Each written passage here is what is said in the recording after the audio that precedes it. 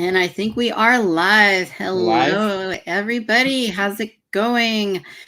Oh, man. So I see some of our friends here in the chat. Dodgson93 is here. Hey, Dodgson. Jurassic Dave 93 is here.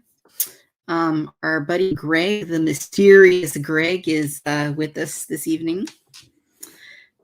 And Britt is here with us. We're going to talk Jurassic with who other than Tim, Collect Jurassic himself. Tim, how is it going?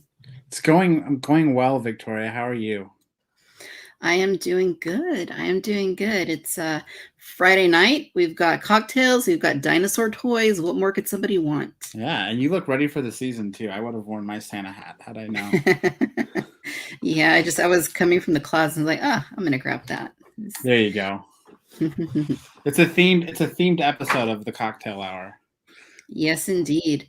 So what are you sipping on over there, Tim?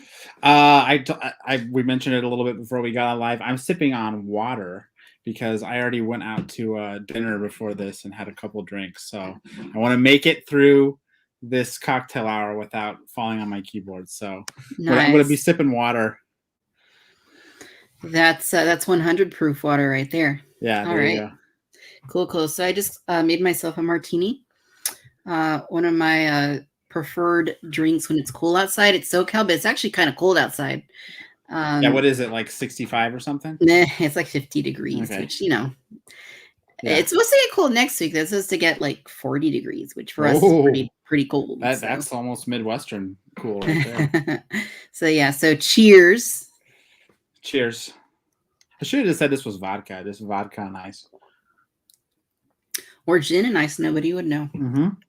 That's right. Ooh, that's good. All right. So you got some dinosaurs behind you ready to open. I do have some recent acquisitions here that I haven't gone around to opening yet. The Ceratosaurus came in today, most recently. It's a very dark green Ceratosaurus. Yeah. Like really dark green. But it looks pretty cool. I like that. So what's your MO these days with toys? Because I know you're not like me, who is upset. Oh, I won't open anything unless I have a camera on. At this point, I try to review almost every single thing. Do you kind of let stuff build up in a batch? Do you open as it comes? Do you open them when you're on the weekends when you're more relaxed? Or I am so bad about opening. I have stuff from a year ago I haven't opened just because. Not so much Jurassic stuff, but I do have things that need to be opened. These will probably sit. I mean, when did I get these? Like when I was in Texas a few weeks ago. Yeah. And I haven't opened those. Sammy and the Raptor came in, I don't know, a few weeks ago. So stuff just takes me a while to get to. I don't like to open things unless I have a space for it ready on the shelf. So yeah. And I don't find a lot of time to go to the shelf and put things away, and then it takes time. Yeah, I operate the opposite. I open it so that I force myself to find room for it on the shelf. I have this like table right here that I do my reviews on, and if here, I'm actually going to do a quick. If you can see, there's already just a bunch of toys building up on it. So what happens is I just keep opening up toys and they keep piling up on this table. And then I'll hit a point where I'm like, okay, time to go make room for everything because I'm running out of space to even put more toys on my table. So yeah, collector problems. But you know what? They're good problems to have. That's right. Toys to open, it always gives you something to look forward to, and you have toys that need to be opened. So. Yeah. And there's been so much stuff coming out in the past, I don't know, a couple of weeks really for Jurassic. Mm-hmm. It seems like, I feel like there was a time when stuff would kind of come out in reasonable, kind of over a couple months, but the last two waves of Jurassic have been like boom all in 1 week basically, which is expensive, and then you have a lot of toys. Like I want to enjoy, I want to savor it, right? I want to it's like, and then like behind you have this pile of figures. It's like I wanted to savor each and every one of these, but you get them all at once. It's like you gotta pace yourself, which I try to do that myself. You got to pace yourself for sure. Just looking here at the chat really quick, and Greg has a claim. I might be. Yeah, I don't know. Two Long Islands. Nice. Jason says, hello, Jason. How's it going? Ben says, it's daytime in my country. Ben Pincus, is it? Greg says, we had tornadoes tonight. Whoa. Hope you're okay, Greg. Well, I assume if you're here chatting with us, you're probably okay. But yeah, that's scary. He's in the bathtub right now. He's a blanket over him, just like, I gotta get on with some Jurassic toys in his arms. I gotta get on the cocktail hour. I can't miss it. Yeah. Nice. And Brittany says, so clear in the submerged and swampy waters, huh? Yeah. So that came out this week. Tim, what do you think of that picture? Pretty cool. It reminds me of back in the day when they teased Jurassic Park 3 and all we could see was like the Spinosaur claws. You remember that? It kind of reminds me of that. In that picture, you can see the feet and you can see just the tips of some claws. I like that little tease of dino action without showing us a literal dino. So it's pretty cool. For sure. It's definitely interesting. When I saw this the other day, I was like, that's different.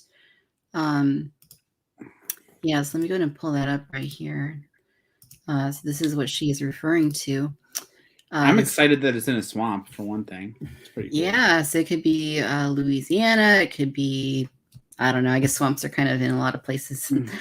Yeah, the trees and stuff look more jungle to me, though. They don't look so much like the bayou, but not that I'm an expert in that. But yeah, it's interesting.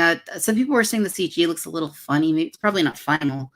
But yeah, it's very large. Therizinosaurus for sure. It's cool. It looks really cool. We could be on Isla Sorda, which is a term Chris coined. Chris likes dinos for the new island in Camp Cretaceous. He calls it Isla Sorda, which I love that. So we could be on the island from the show too. Who knows? Yeah, it could certainly be. Maybe it's even quicksand. Who knows? Yeah, but the dino looks awesome, and I'm excited to get the toy. Sure. Yeah, we're gonna certainly get a toy. And if memory serves, something leaked of it. There's Therizinosaurus a year ago, and maybe it was from Dominion, and they pulled it back and said, "Hey, wait, the movie's delayed. We're gonna come out with this toy later." There was one from a while ago that's butt ugly that got canceled, but the one from Dominion has actually leaked too, and it looks pretty awesome. I mean, it's an early photo, so who knows if the actual toy will come out like that. But no, the one that Mattel originally was going to do it's bad looking. It looks like it literally looks like a bird. I mean, not like in a I hate accurate paleo toys way. No, it literally looks like a bird. So yeah, it didn't look very good. Britt says, hopefully she's not wearing the white suit. That's going to stain. Yeah. Yeah. Nah, probably not. Who knows? You never know. Maybe she's wearing camo. Beta Ray Bob, could the shipping delays be causing multiple waves to come out at the same time?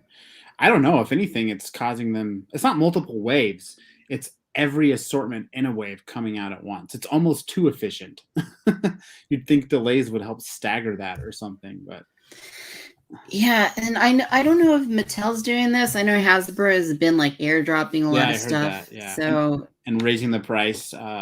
Raising the price. And I guess the only way to tell is I know with the Hasbro stuff, the only way we can confirm this is that some of the shippers on the boxes, they have stickers that say they were airmailed. So I guess if we're able to get a hold of certain like Mattel shipping cases for the toys, maybe they would say how they got here. Greg has something. Maybe Greg can check for us. Yeah. What's he got? You got something from Target. I think it was the Pentaceratops, maybe. Oh yeah. He's got the case pack. I didn't look to see if there's anything on there. If I had to guess, I would say that most of them, there's so much of it, there's no way they airmailed at all. I mean, if there's these mega destroyers are going into every Target store across the country, so yeah, I'm guessing that was properly distributed.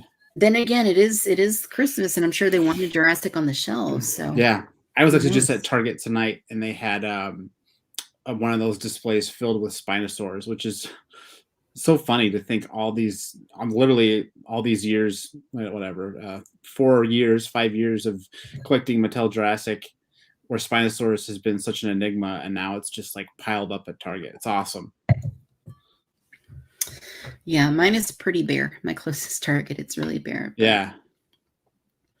That's what happens this time of year. Shelves get bare. And, yeah.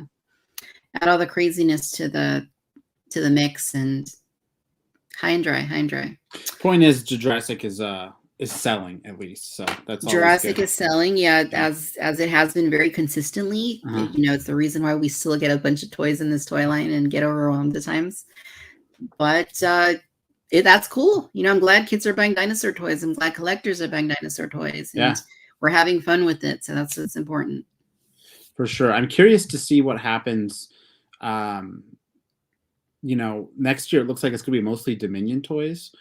I'm curious if they're going to just drop Camp Cretaceous altogether, because I feel like Camp Cretaceous has like more than carried the toy line since the movie's delay. Like, I feel like Camp Cretaceous has driven toy sales just as much as any movie ever could, really. And I'm saying that just off the cuff. I don't have any evidence of that, but I mean, just kind of, you know, from, you know, my social accounts and stuff, so many people are interested in the campers and those two packs, like the one you have behind you. Like, those have been hugely popular. So I feel like, you know, they shouldn't just walk away from Dominion. They should keep doing Camp Cretaceous stuff, regardless of my feelings about the latest season. I want to see Camp Cretaceous toys do super well, and I think I don't know what else they would do human wise necessarily, but I feel like there's still more they could do from the show. Oh, you know, Wu, they could do Dr. Wu. They could do Kenji's dad. Yeah, they could do what's his name? Cash, yeah. Cash. That'd be a fun figure. Cash. Yeah, so I mean, they could do some stuff. But or they could give us the campers in like their dirty clothes versus their clean new clothes. That's true. Ooh, that is true. Dirty clothes. Exciting. Well, you know, we'd buy it. Of course we would. Of course we would. Yeah. So Greg says there are 32 Spinos at his Target. Yeah. Lots of Spinos. He also says that he doesn't know where he's going to put the Dominion toys, and who does? Me too. Who does? Yeah. I don't even know. I mean, I know I've been saying for a few months I'm going to start storing stuff, some of this Mattel behind me. But there's no getting around it. Like, I'm, you know, me, I want everything on display, and so far I've somehow managed to make it work, but not going to happen with Dominion for sure. Yeah. No, there's no way. I ran out of room ages ago, but you know what? Who cares? I buy the stuff and I figure the rest out later. Yeah. That Razor Crest is coming in hot, and there's nowhere for it to go. It's not going anywhere in here, but it's coming in. Yeah, it's coming. And I have no idea where it's going. I'm gonna have to sacrifice something on display.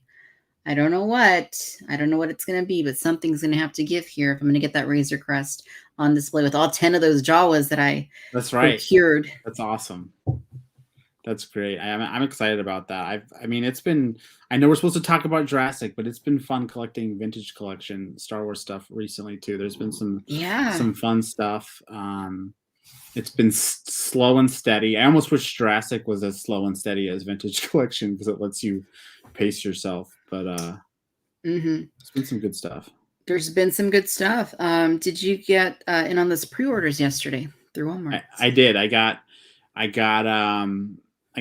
all 3 of the little box sets, which I love the packaging on those. Those are super fun. I know all of vintage collection is supposed to look vintage and all that, but just having that closed box is super fun. Not fun for the collector in me who wants to like evaluate the paint jobs on the Stormtrooper helmet, but fun for me from a packaging standpoint. Those are pretty cool. Yeah, no, they are. I'm excited for those. Whenever they ship, hopefully they ship in decent condition. That's always part of it. And you know, like you saw with that 3PO from Droids that I just got. One of them was missing the pupils. How can that be? Who knows? But Star Wars shipping is so random. Like I'll order something from Amazon, and then like everyone and their cousin will get it from like Hasbro Pulse and Dorkside Toys, and like 6 months later I'm still waiting for my Amazon shipment to go. So it's like I like right now I'm waiting on the wave that just dropped. I'm gonna sound like such a casual fan. What's the blue fish guy in the first episode of Mandalorian? whatever his name. The Mithril. Yeah, Mithril, like that wave just dropped. People are finding it in Target. It's like I have it on Amazon. I think it says it's fulfilling like in June or something. I'm like, okay. Yeah, it's all weird. I guess I'll just wait till June to get that toy. Amazon's been slow with Star Wars, but yeah, Target and Walmart, they've been like pretty quick, and even GameStop with a lot of this stuff. So yeah, and then the fan channels are taking a while. So but like I said, it's slow and steady. It's not like Jurassic that comes out with, you know, an entire assortment, a few $100s worth of stuff. And I mean, it makes sense that these retailers are trying to get product to the retailers, you know, over the fan channels, because those are they're bigger customers for the companies, and they have people looking for Christmas gifts, and you know, they want to keep buying the stuff. They got to keep selling it to casual collectors. One of the things I love about all these vintage collection releases are all the little different versions of Grogu we're getting, you know, like with the Incinerator Trooper, where he's like, I love that. I mean, it's funny just that the figure's so small to do those sorts of like nuanced like poses. They basically have to do a whole new figure, which I'm okay with. That's still fun to collect. For sure. I'm going to take a quick look here at the comments. Dave says more figures, and yeah, I definitely love the human packs that you were talking about a moment ago. I think those are great. It's a great format. I think story packs were a lot of fun when we were getting those, you know, a few years back. It's too bad that they discontinued them. But now that we have them kind of coming back once again, I think that's a really neat. Great. We got vehicles though. I don't know what you're talking about. We got vehicles. We got the scooter. Nice. No, I would love for them to do a playset. I can see that happening before I can see vehicles happening. I think it's bizarre that Mattel doesn't do more capture vehicles, but they seem to have an aversion to that. So yeah, totally. Let's hope. Yeah, I mean, playsets are. I kind of feel like they're coming back through other companies, and I really wish Mattel would kind of jump on that boat and kind of bring some of those. Yeah. Back. We'll see. Let's see. Dodgen says, I might grab a few Dominion products after the street day, but mostly maxing out my credit card and Kenner figures before the prices skyrocket on eBay. Yeah, that happens every time. Every few years, there's a huge surge in prices on Kenner Jurassic stuff on eBay. So I feel like this is going to be peak, I think, for a movie, for the final movie, and this, you know, sort of set of, you know, sequels, and the nostalgia they're going to lean into for this movie. They'll never do it again in another movie, you know, with Sam Neill and Laura Dern and Jeff Goldblum. Like I think Kenner's going to reach an all-time high this summer. Yeah. So not a bad idea to get in now. I know it's already expensive. It's been expensive, but you know, yeah, it's only going to get higher and higher from here. So here is an interesting comment here, and I think this makes sense. Colossal Giganotosaurus. What's he said? Colossal Giga.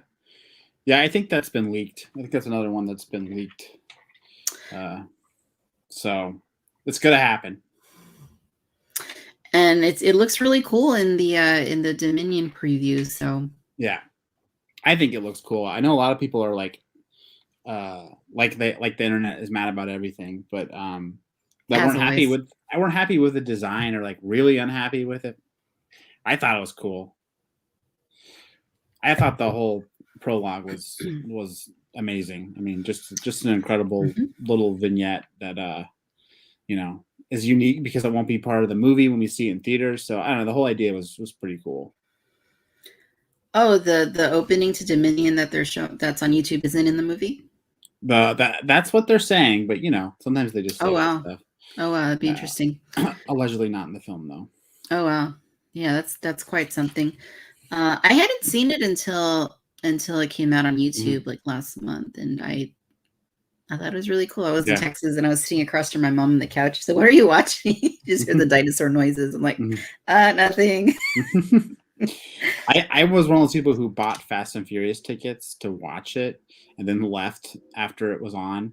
And what was funny about that is like I was like, "Oh, this is so cool," but I only saw it for like I I saw it right then and there, and then went home, and I was like trying to remember what happened. It kind of made it like even like bigger in my mind because I couldn't just go back and watch the parts I thought were cool. It was just like I remember there was this big herd of Nasutoceratops and it looked so amazing, but I can't really remember what it looked like. So I was so happy when it hit YouTube because it's like, oh yeah, now I can actually watch it and really appreciate it versus just, wasting $10 on a Fast and Furious ticket. Yeah, I didn't do that. I thought about it, but I was like, I'm not a Fast and Furious. I mean, I've seen some of them, but Greg got his money's worth though. He stayed for the whole movie. He probably did. Probably did. I love it.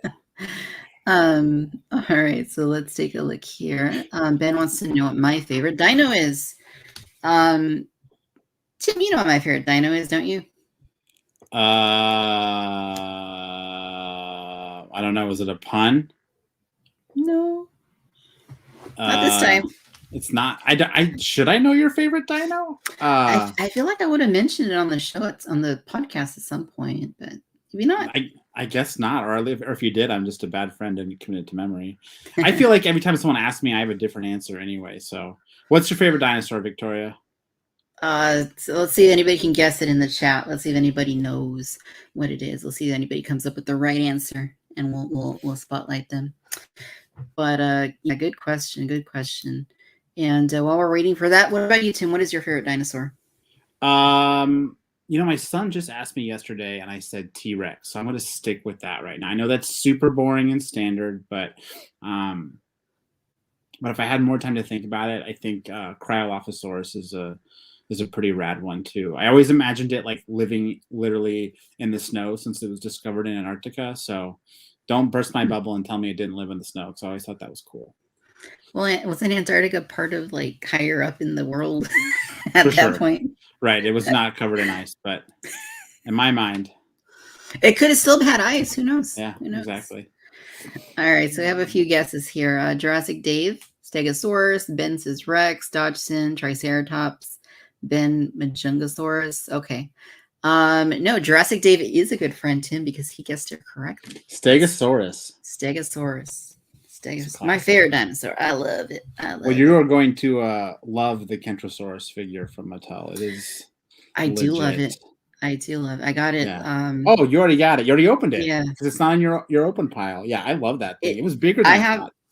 I haven't opened it, but yeah, I like just looking at it. I really like the colors, and there it is. Look at this thing. This thing is big. It's bigger than I thought. It's awesome. It is. And I'll never stop singing the praises for roar attack that let you pose. So with this one, when you do the roar attack, his whole body pivots. So like you can do this awesome like swing pose that you wouldn't be able to do with another toy. So I love roar attack. I think it's cool. It's too bad they can't like stick with one gimmick in any given year because I think roar attack's a pretty cool action feature. Yeah, it is. I'm not a fan of the button placement on a lot of them, but on that one, that's actually pretty good. Yeah, that's not too bad. It's right there. So I filmed a review for this one yesterday, but I've been too busy playing Halo to do anything with it. But it's a really cool toy. The colors are just awesome, and yeah, it's cool. And I put them all away, but I had it like compared to the Stegosaurus, your favorite, and the Chialingosaurus, and it's like it literally fits right in the middle of those. So it's a good addition to the collection. I like it. It is, and what I really what I'm wondering though is if you brought your tablet out and tried to communicate with it. Well, yeah, exactly. No, I actually hitched it to 2 snowcats and dragged it across the backyard. Is what I did. Nice. That's Pierce. It should say Kentrosaurus Pierce on the box.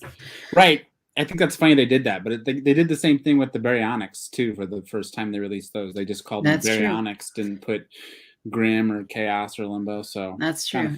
And the baby bracket could have said Firework on it. And it didn't. Oh, is that really the name? Man, I need to watch that show again and like actually pay attention. I'm sorry. I didn't even pay attention towards the end. I was just oh man. Well, since we're on the subject, should we talk Camp Cretaceous? Sure. Let's do it. Okay, we'll put the little disclaimer here that if you haven't seen Camp Cretaceous season 4, maybe tune out and come back in a few minutes because we will talk a little bit. We'll see how much Tim actually noticed from the show. Yeah, first. Right. Yeah, so Yeah. No, the first episode with the Mosasaurus attacking the boat and Darius stuck in the seaweed, I was like, man, this is intense. Really liked that episode. When I saw the trailer for the show, I already was kind of like, oh, come on. So I'll be honest, I probably didn't go in like super positive. So I was kind of just waiting for them to get to this island with this hologram walls and all this stuff. And we got there. I was like, okay, yeah, whatever. This is cool. We're still doing Jurassic stuff. And the characters, you got to love the characters. That's one thing that this show always drags me along. Are the characters. They're just, really interesting they've grown throughout the 4 seasons. They have new issues every season that aren't, childish or, that's that part of the show is far and away one of the best parts. But yeah, then things kind of unraveled from there. So for me anyway. Yeah, I would agree with that. It started off pretty typical Camp Cretaceous, and then it evolved from there into something completely different and unexpected. And yeah, so landing on an island, okay, that makes sense, right? It's a desert, okay, all right, I can buy that. But then the next thing of all the biomes and all that was like, whoa, how is this even possible? Yeah, there's a lot of like suspension of disbelief with Jurassic just out of the gate, right? And then there's a little bit of suspension of disbelief when you're talking about these kids that are abandoned. So like I'm on board for all that stuff. You're already sort of like, yeah, okay, sort of just accepting as it comes. So I've really tried to do that with this series, and I really tried hard this season too. But like I forget the name of the adult they found, whatever her name was. That's kind of where I started to be like, okay, because it's like, you just found these kids who, said they're from Isla Nublar. They've been missing for months, and she's like, hey, just stay here. I'm gonna go study the dinosaurs. Just stay here. And she like leaves. It's just like, come on, like I know this is a kid show, but come on, like this is. Yeah, I hear you. For me, it's those little, like the biomes. Okay, that's already got crazy. But then just like the interactions of some of the like the adults, like May, like you're saying, like was just like the first thing you would do is send out an SOS and be like, hey, these kids that have been missing for 6 months are here. Oh my God, like I need to rescue these kids. Yeah, it's like we can't call out of the island. What do we do in an emergency? Yeah, you're dead, I guess. Then kind of from there, kind of Cash, we had talked about him earlier. I just couldn't do it, and I thought the second season the villains were a little hard for me to swallow too. They were super annoying. But they were kind of annoying on purpose, and I think Cash is too. But it's just so over the top that I'm just it's for kids. It's not for 30. How old am I? 34. I'm 30. Not for 34-year-old super Jurassic fans, I guess, because I was like, I can't.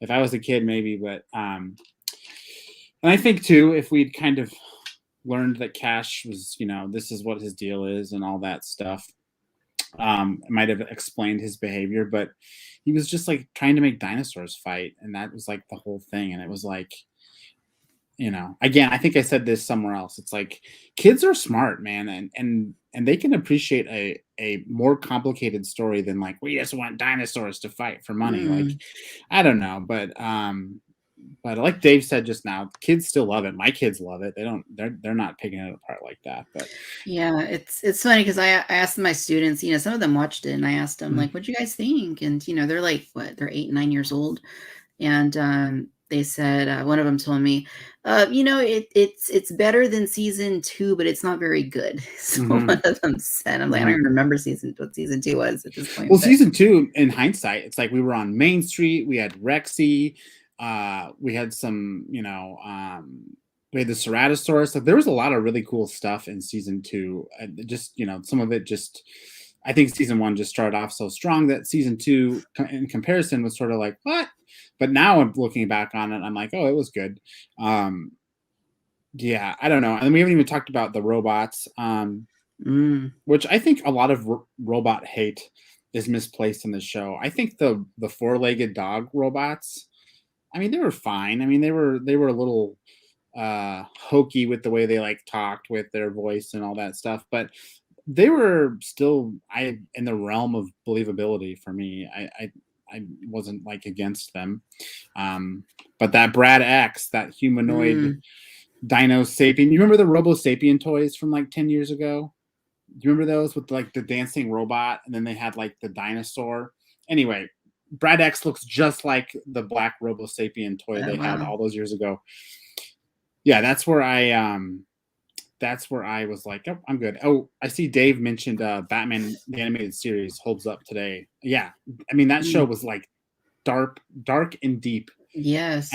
And I probably didn't even understand half of it when I was a kid, but I loved it, and it didn't. And obviously, adults could watch it.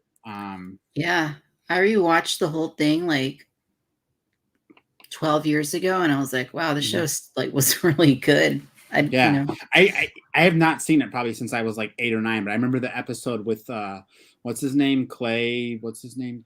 The Clay guy. What's his Clayface? Clayface. It was so tragic. It was like it like affected me on a level. Like I felt so much sorrow for him, and that was just like a kids show. It was amazing, and so I think the trip up for me with Camp Cretaceous is I feel like these first few seasons respected the adult viewer enough to be like, we're going to make this a little more deep for you, and for the kids, but you're going to be able to come along too.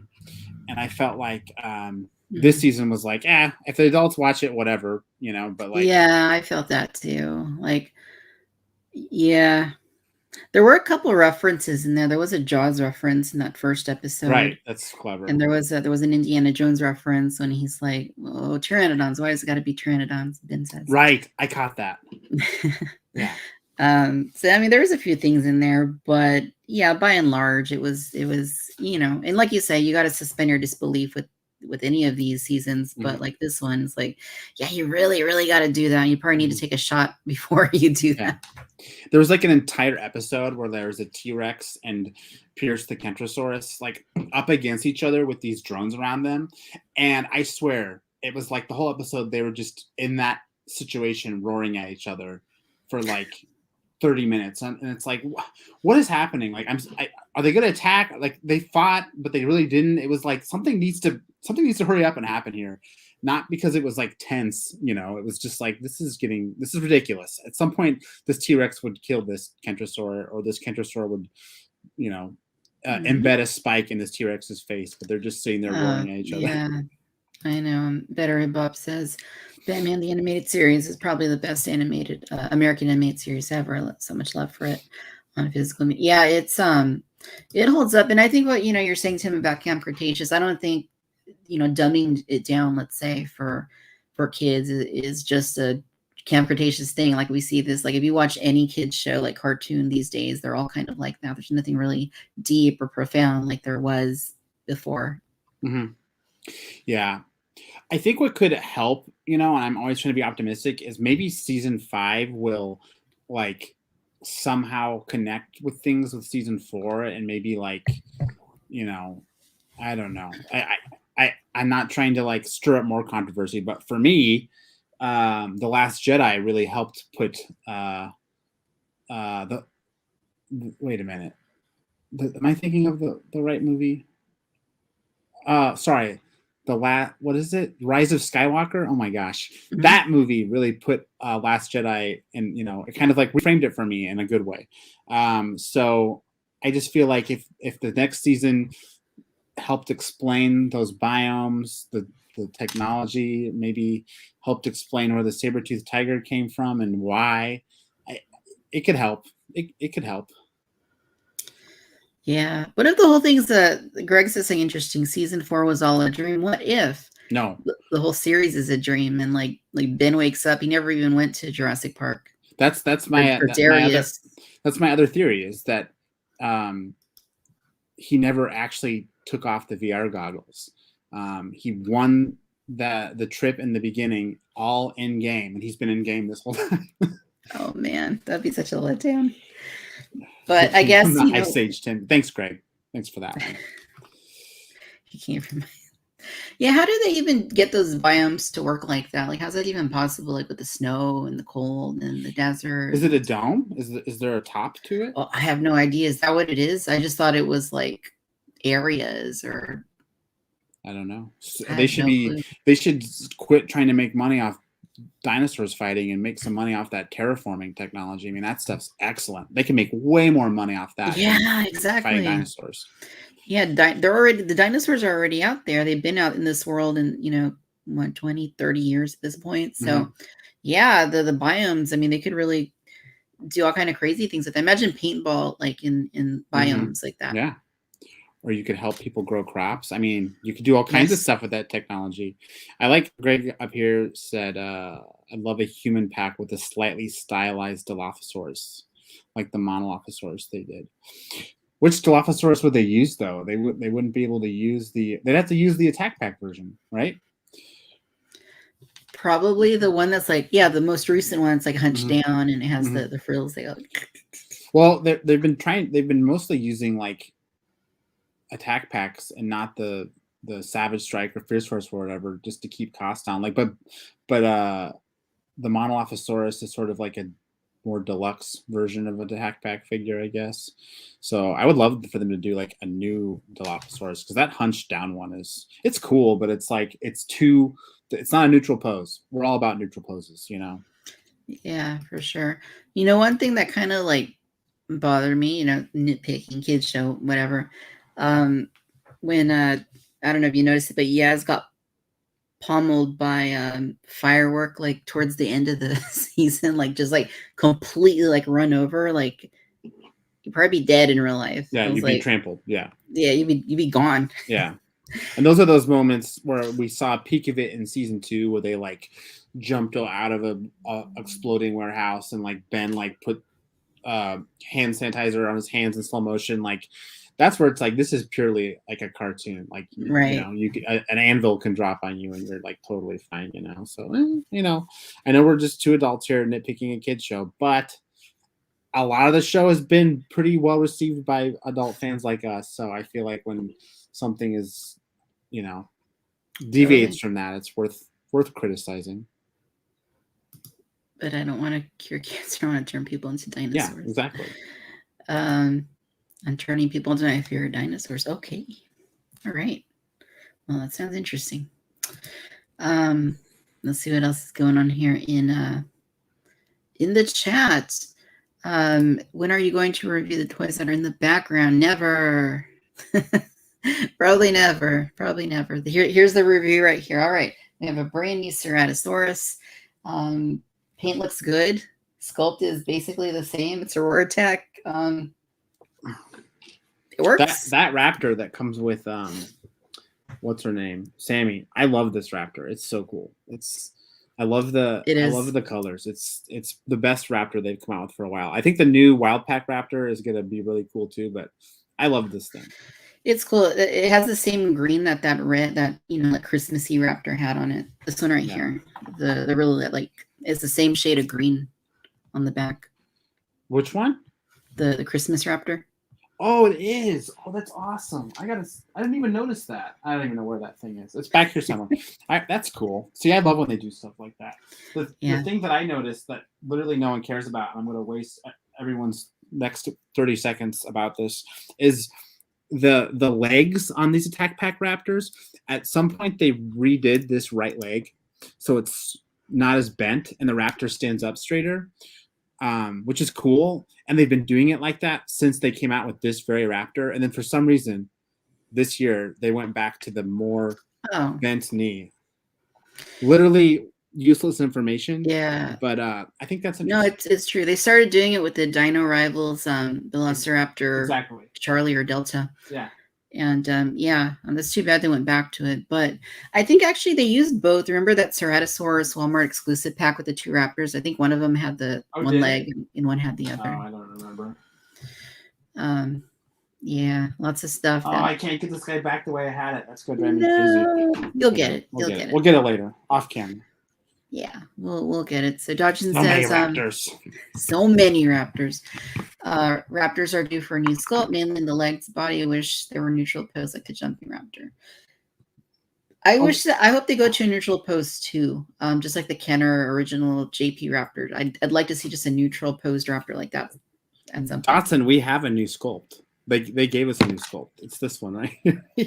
Oh man, that's an abomination. It is a new sculpt though, technically, and I'm pretty sure that in the Leaks Dominion toys, this was one of the raptors. So this is your new sculpt. Enjoy it. It's awful, awful, awful.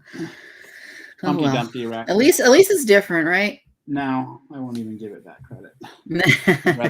I'd rather just have. I'm more excited about this than Humpty Dumpty Raptor. So. Natalie says, I don't know why Mattel hasn't made an Acrocanthosaurus. That is a good question. We have not gotten That'd be a cool one. We've also not gotten a Corethosaurus, which is in Jurassic Park 3. I'm going to humble Dave's question just because I have all of this at my disposal right now. He wants to know how these stack up. They do have a very complementary sort of aesthetic, I feel like. This Destructosaur one is so cool though. This is just an all-time cool raptor. Is this one is it the same color as the remember the Canadian Albertosaurus? That one's the same color. It's very similar. This is a little more saturated. You probably can't. Okay. He's back here. Yeah, I'm not getting him out though. He's over there. He's too buried. I have to put away all these toys when we're done talking. I love this guy though. This guy's cool. Yeah, it's cool. That's still my favorite Albertosaurus, by the way. Yeah, that one's cool. Crest Albertosaurus. That's what I call him. I have nicknames for all of my toys. Right. Yeah, I remember. It's already been a couple of years, I think, since that one came out. The Scoliosis Raptor. Destructosaurus probably still wins. Yeah, it's just an awesome raptor. Anybody remember the Dakin figurines from back in the day? I have the Spitter. Yeah, those were cool. I have those somewhere around here. Did you ever get those, Victroy? The little tiny PVC figures from Mattel? No, from Dakin, like from the 90s. They're pretty prominent on eBay. They're like little tiny resin figures. I'm not gonna keep getting up and grabbing stuff, but they're just over there. Yeah, I don't know. I had all kinds of dinosaurs in the 90s, especially before Jurassic Park, and then Jurassic Park came out. Like, no, I don't need anything else. I just need Jurassic Park. Yeah, I think before Jurassic, I had like some definitely dinosaurs. Remember those? Yes. I think that's like almost all I had, or like maybe some like cheap dollar Walmart dinosaurs. But yeah, then things escalated from there. All right, I see a picture of them here. Yeah, I never had those.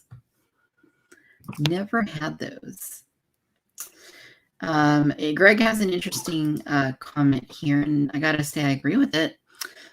Still want the legacy spinning Dilo we were cheated out of. Yes, that thing is awesome. I don't know. I wish we could get that so bad.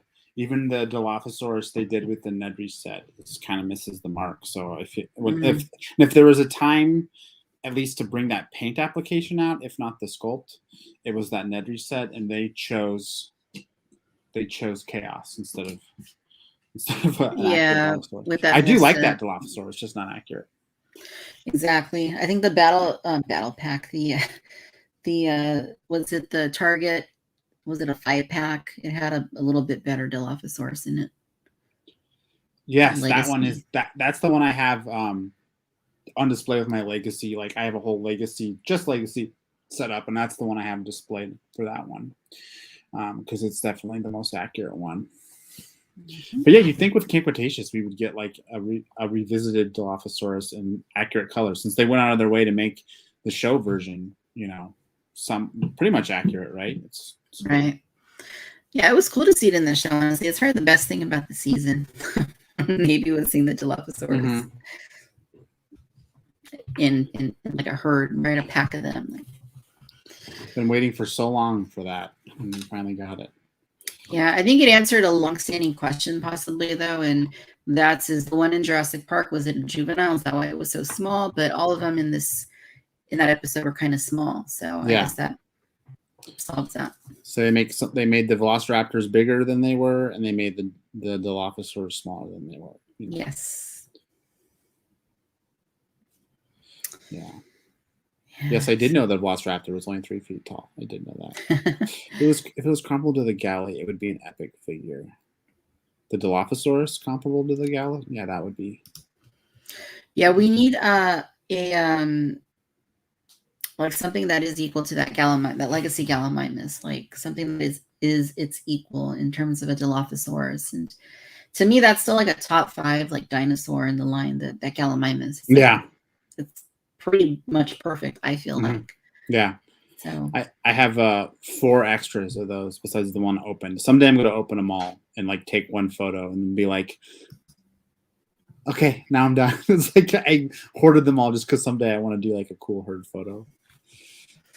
Yeah, they're cool. They are cool. And you know what I haven't seen though in a while is, or I guess we were seeing them some time ago, was a tack pack with the blue on it, and the blue on the back. Wait, which one? A tack pack? Yes, earlier this year we were seeing the it was the Kenner Throwback Gallimimus repaint. Oh yeah. I actually have a couple of those opened. I was so in love with that one. I think I have 3 of them open. That one was awesome. I love that. That was I want them to do more Kenner repaints. I feel like they've done a couple soft ones, that are like, I think that's kind of like the Kenner version, but that one straight up, no debate, was like based directly off the Kenner version, which is awesome. Yes. Oh yeah, for sure. So Dave has an interesting question. How dead is Amber? Will we at least get those leaked Dominion figures? I doubt it. I don't know. I feel like we would know by now if there was more Amber coming out. I don't think they're in the habit of letting like there be a large gap in new releases, like once you kind of get rolling on an assortment, you just keep distributing it. And there's definitely no Amber collection in the next few months coming out after, what was the last wave? Muldoon and JP3 Velociraptor. Right.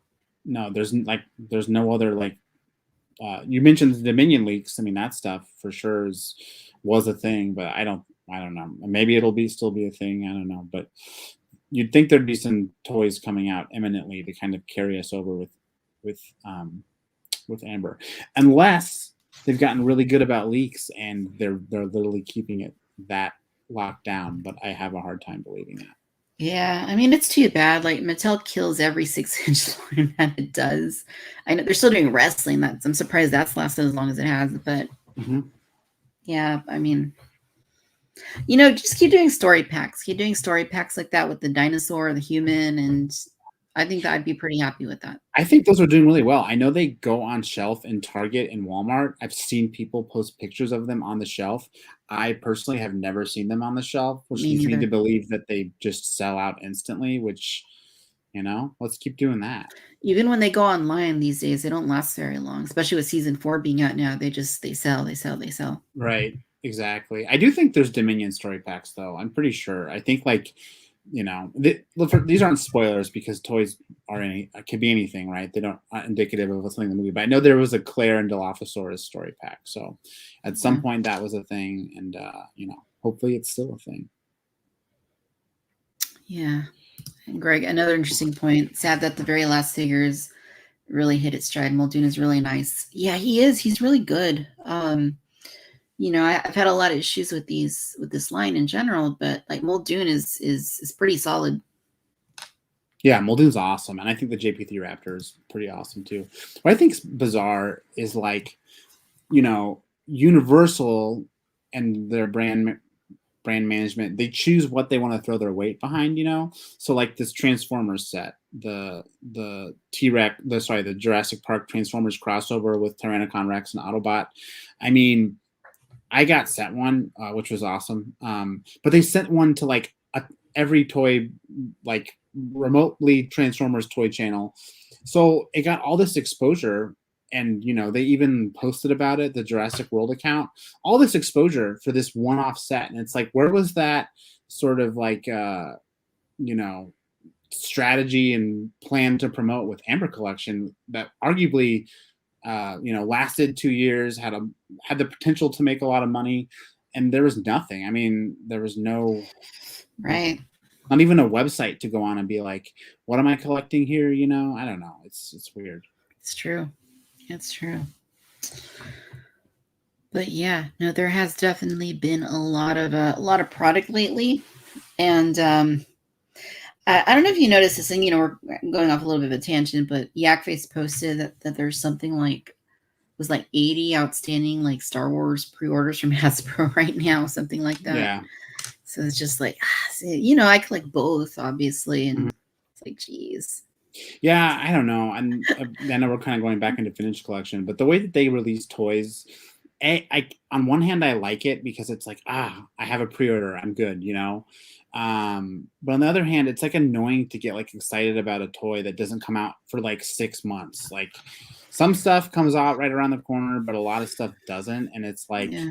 I don't. It's almost as if, and I don't know if this is the thing, but like, do they take those pre-orders numbers and then go produce that many? Like, are they taking orders as we place them to know how much to manufacture? Because it's just such a weird way to do it. I can understand doing a pre-order, for next month or something, but I don't know. It's kind of weird. Yeah. No, my understanding is they make a set amount. The pre-orders are not even like a majority of what the retailer is committed to. They're going to get a lot more, but they're only allocating a certain amount for pre-order.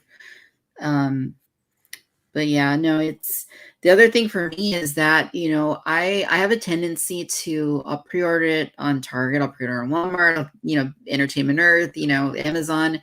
And after one ships, or maybe I want two, after the first 1 or 2 ship, then, I intend to cancel the rest, and that doesn't always happen. And then I end up getting more. I'm like, oh man, I end up with all these Raptors. What am I going to do? I do that with Jurassic, and I don't mind because I kind of stay organized, but I don't do it with vintage collection because the times I've done it, that's happened to me exactly, where it's like, I don't want 7 Remnant Troopers. Like, I literally forgot I pre-ordered these, and I have a ton now. So I don't do that with Star Wars, and it seems like I always get screwed over. Again, it's like I pick the one place that ships last, which is obnoxious, but they always come eventually, so I can't complain too much. For sure. Superstar says, yeah, it's crazy. I tried to say hit all at once and I go bankrupt instantly. Yeah, for sure. No, this was a tough couple of weeks. Plus I don't know if you pre-ordered it, Victroy, but the Ultimate Pop-Up book came out. And it was $70. So it was like, on top of all these other toys, on top of these pre-orders, $70 out the gate for that giant pop-up book. It's awesome, but it's like, whoa, this thing was expensive. The one that I just got was it's a recent Star Wars book, and it came in I think yesterday. It's like one of the it's like an updated character encyclopedia, I think. Yeah. And that was really cool. I was really blown away with how awesome this book is. I love those visual encyclopedias they do. It's so cool. What are your thoughts on this High Republic that they keep pushing? Are you into that at all? This one here. #1 bestseller, it says. It's an excellent book, though. Oh, that is cool. I've not seen that one. That's awesome. I have to check that out. It's really cool. It's like $17. It's not bad. Sorry, what's your question? My question was like, what do you think about this new Star Wars High Republic, like sort of, I don't even know what you call it, like a theme within Star Wars? I haven't been keeping up with it. I know that they made a big media thing out of it, right? There's the comics, the novels, the audiobook, and right. And now there's this video game that's coming out. Did you see the trailer? It looks pretty cool. It looks awesome. That was like the first time where I was like, what's High Republic? I mean, I knew about the comics and the book, and I was just like, okay, whatever. It must be for like Knights of the Old Republic or something. I don't know. But seeing that trailer, it's like, it's interesting because it's Star Wars, but it's also aesthetically in some ways so different. And then just, I mean, I know we're just judging a trailer, a few minutes of footage, but like just everything about, the tone felt very different from Star Wars, but very interesting too, So yeah, that trailer was awesome. Yeah, it looks great. Is it a console game? I don't know if I missed I what think platform. everything is these Okay. days. So Oh, then yeah, yeah, I would definitely get it if it's yeah. yeah, for sure. um, yeah, no, it looks cool. I mean, I'm not really following that campaign. I know some people are, and they're into the whole High Republic thing, but I don't have a lot of time to read the books. I'm not a comic person really. So I live through other people vicariously through what they say. Oh, it's cool. I like it. Okay. No, there's been some really cool Star Wars comics. I haven't read the High Republic ones, but I've read. There's like a Vader series, and I read. I want to say there was like the first when Marvel first got the license, they did like a post Return the Jedi story arc with like Han Solo as like a rebel commando and stuff. It was awesome. I thought it was really cool. I know that stuff burns a lot of people because it overwrites all these cool legend storylines, but for the uninitiated like me, I was like, oh, this is cool. I like this. Anything post The Last Jedi is I find like eminently post Return of the Jedi. Totally misspeaking here. I find that time with the Empire and everything like very cool. So yeah, me too. The whole Mandalorian and Book of Boba Fett soon. But even like did you play Battlefront 2, that game? Yes. That was awesome. How the whatever they're called, the Crimson Squadron or whatever, like they witnessed the destruction of the Death Star and they're like in shock, like from Endor, like all that stuff's just so cool. I thought it was awesome. That was cool. I wasn't a huge fan of the whole Operation Cinder thing, but it's a mass. It's because they make the story up as they go along, like with like the Rise of Skywalker, and it's like after you watch that, then you go back and think about Operation Cinder. It's kind of dumb, but yeah, it doesn't really make sense, right? But all those different properties, they do their best to keep things connected, as opposed to some franchises, no names, Jurassic. Yeah, that's funny. Can you review the ocean protector Mosasaurus? Natalie's just been randomly asking you this whole time to review certain things. I think I reviewed the original Mosasaurus. I don't know that I would do the ocean. It's basically the same thing, isn't it? More or less. Its tail moves. It's got different paint. Okay. So yeah. It's not that great. Yeah, it's the reviews are cool, but I don't think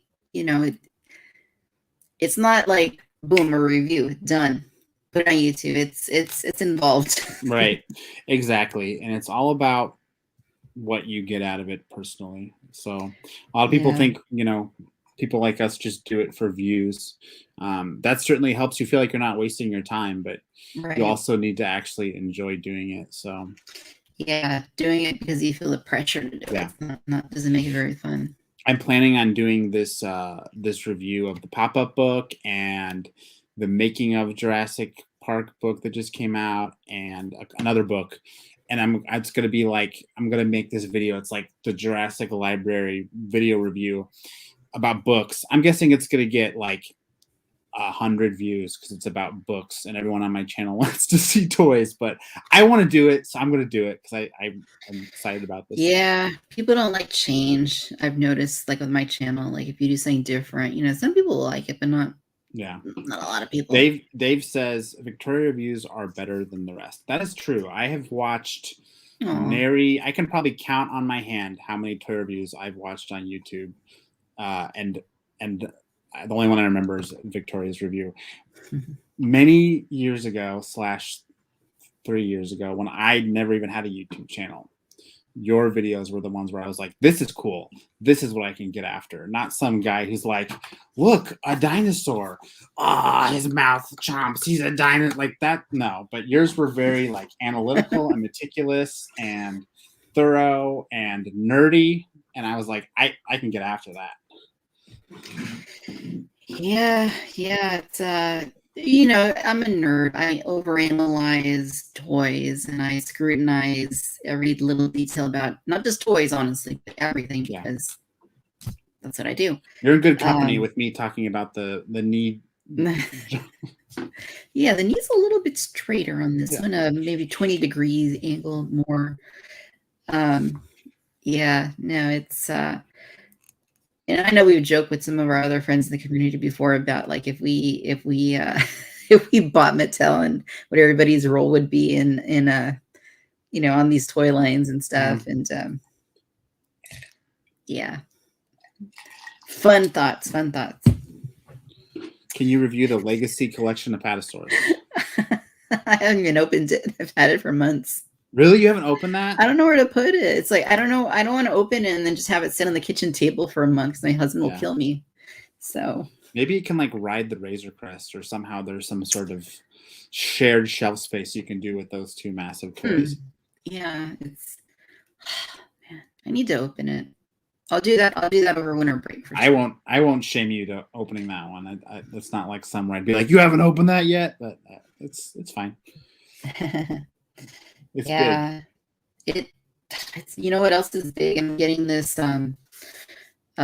finally my last Beast of the Mesozoic are shipping, and that includes the full adult size Triceratops. That thing is huge. It's big. Yeah, I don't know where it's gonna go either. So and then I got in on the 1/18 scale Rex. So that's cool. I don't know what else. I have a non-Jurassic dinosaur coming this week. Did you see that Jurassic Justin on Instagram did the custom Dimetrodon 3D print? Yeah, it's really neat. So had to grab that one because Dimetrodon's near and dear to my heart because it's one of the first Jurassic toys I ever got. It's one of the only carded ones I have up on my display. This is like a reinterpretation of it that it's got the yellow spots and everything. So I had to get it. Even though it's not official, it's official enough. So yeah, I'm not alone. Dave says that he hasn't opened his 2 either. Yeah, they do store better in a box. I'll tell you that, because once you build it, it's I'd say it's 3 feet, maybe 3.5 feet. The 2 I have, in fact, they're still in the Mattel shippers that Target sent me. Like I haven't even opened those. So wow. Oh, did you get them in case packs or? Yeah, Target. Did I say Mattel? Yeah, Target sent them to me in Mattel shippers. I always wanted a Brachiosaurus in a case pack, and I could never get it. I wish I had that. Yeah, I would love that.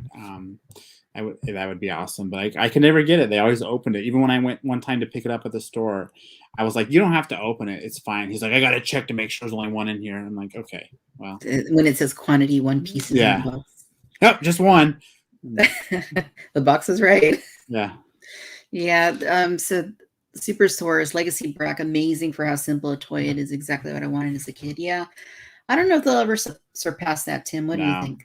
No, it's awesome. And like the Apatosaurus is literally the exact same kind of toy. It's hollow. It doesn't have a lot of paint. It's big. And for some reason, and this is just my opinion, the Apatosaurus is not anywhere near as cool. Like all of those things work against it. Whereas the Brachiosaurus, like being hollow and not having a lot of paint, it just worked with that toy. It was like this works perfectly. So no, I don't think the Brachiosaurus will ever be bested.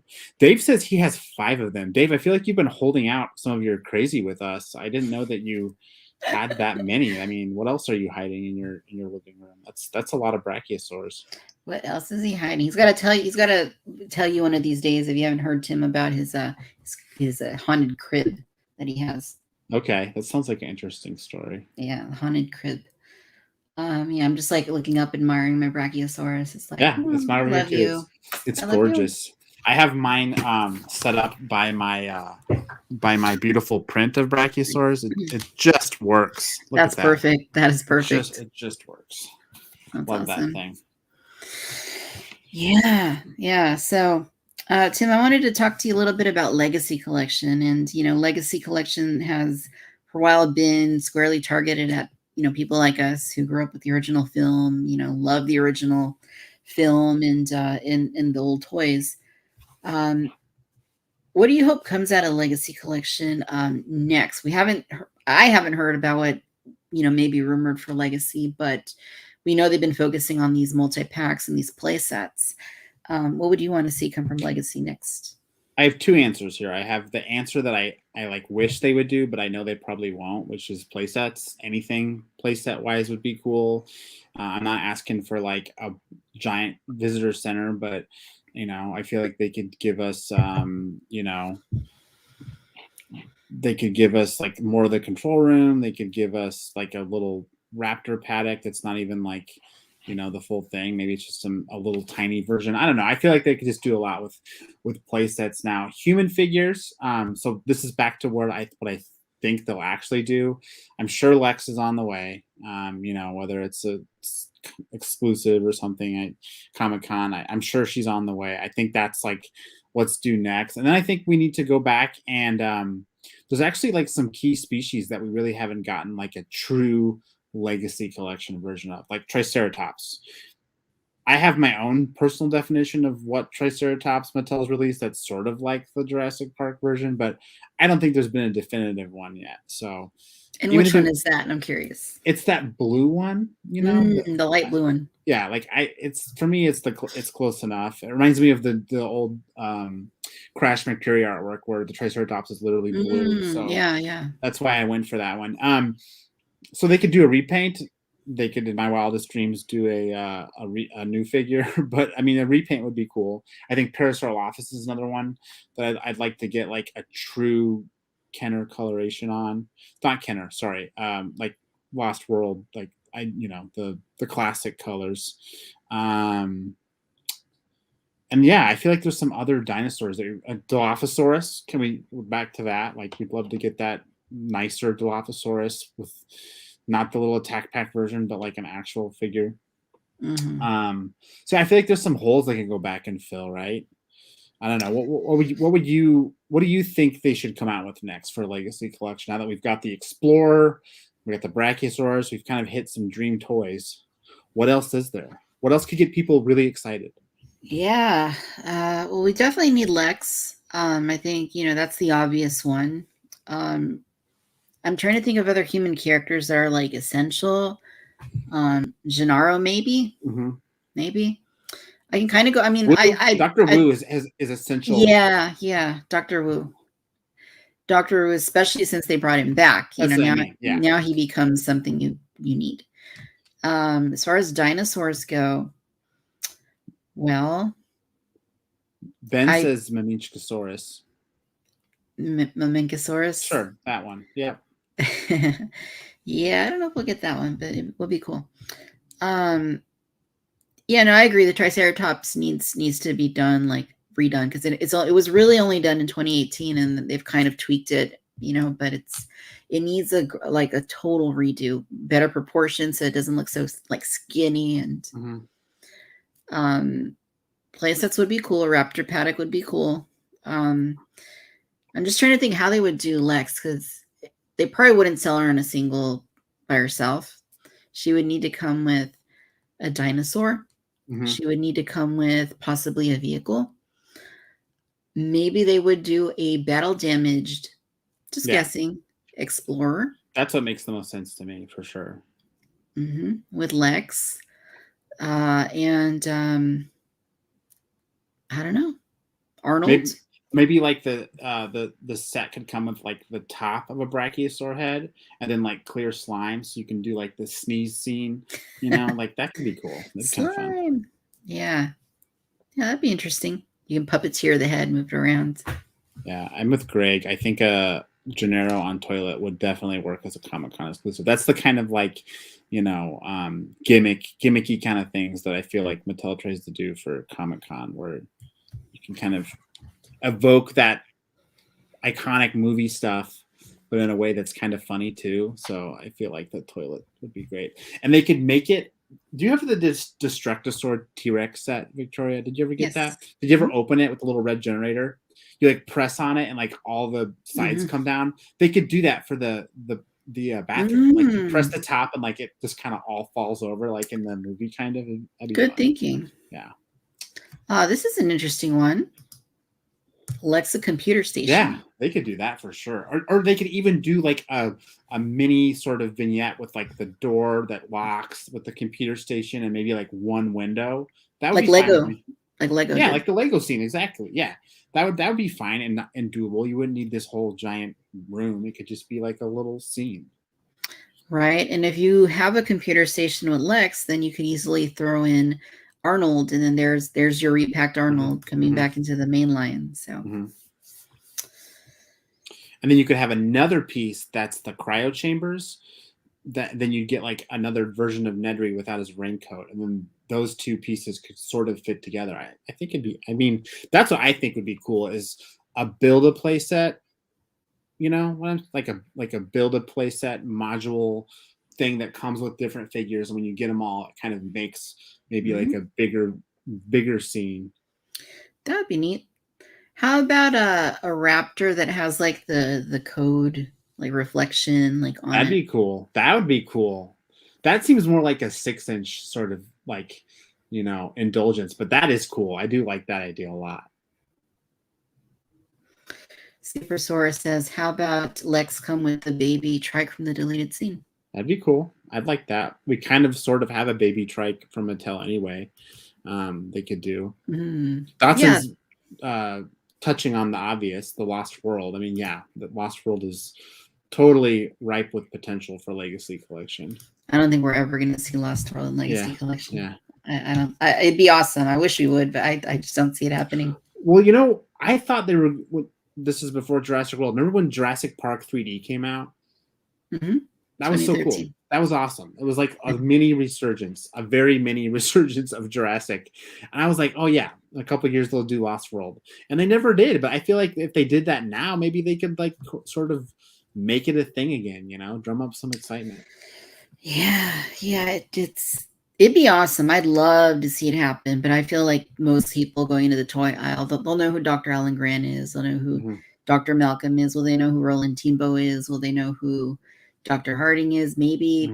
It's you know, they market a lot of this stuff too. You know, Legacy is kind of geared more towards us, but you know, they got to sell it to kids too. And you know, is a kid gonna know who Roland Tebow is? I don't know. It seems like a hard sell to me, but I hope I'm wrong. I hope that they do expand Legacy and go into the other films. Yeah.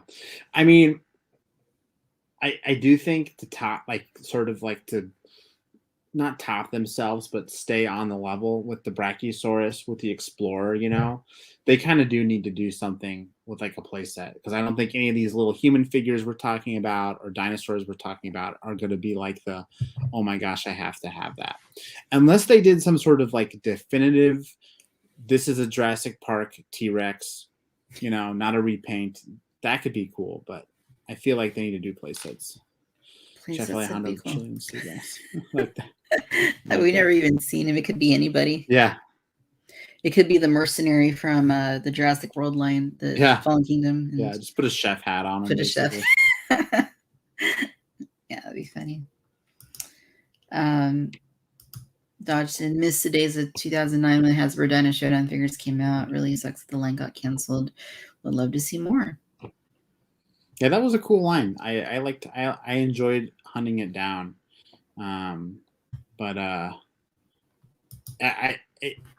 it was kind of random too. I feel like it could have had some context, like why are there army men and dinosaurs? Like whatever it was gearing toward probably was going to be really cool, but it was over before it started. So, right. Yeah, no, it's too bad. It was neat. It was definitely neat. I just wish we would have gotten the Stegosaurus and the Carnotaur. Yeah, Carnotaurus. They were definitely cool, and I think there was like, I know there Dave Silva, he did a sculpt for a Styracosaurus too. Yeah, for that line. So there was definitely like bigger plans for it. I feel like I've heard here and there about some of those ideas, but yeah, it was supposed to be a big thing and it just never happened. So it's supposed to be a big thing that never happened. Yeah, it's too bad. Hatless Hammond. Yeah, sure. Well, we have him in Amber collections. So. Yeah. I actually quite like him hatless on my Amber. I think that's how I have him posed down there. You know, have you noticed the Amber Hammond that, you know, he comes with a little egg with the dinosaur in it? Yeah. Have you noticed that one's even smaller than the one that came with the Comic-Con exclusive? Yeah, it's so small. I mean, it works when he's holding it, but like, yeah, it's like you could give it to the 3.75 figures and it still kind of works because it's so small. Yeah, they really made that one oversized, or the 3 3/4.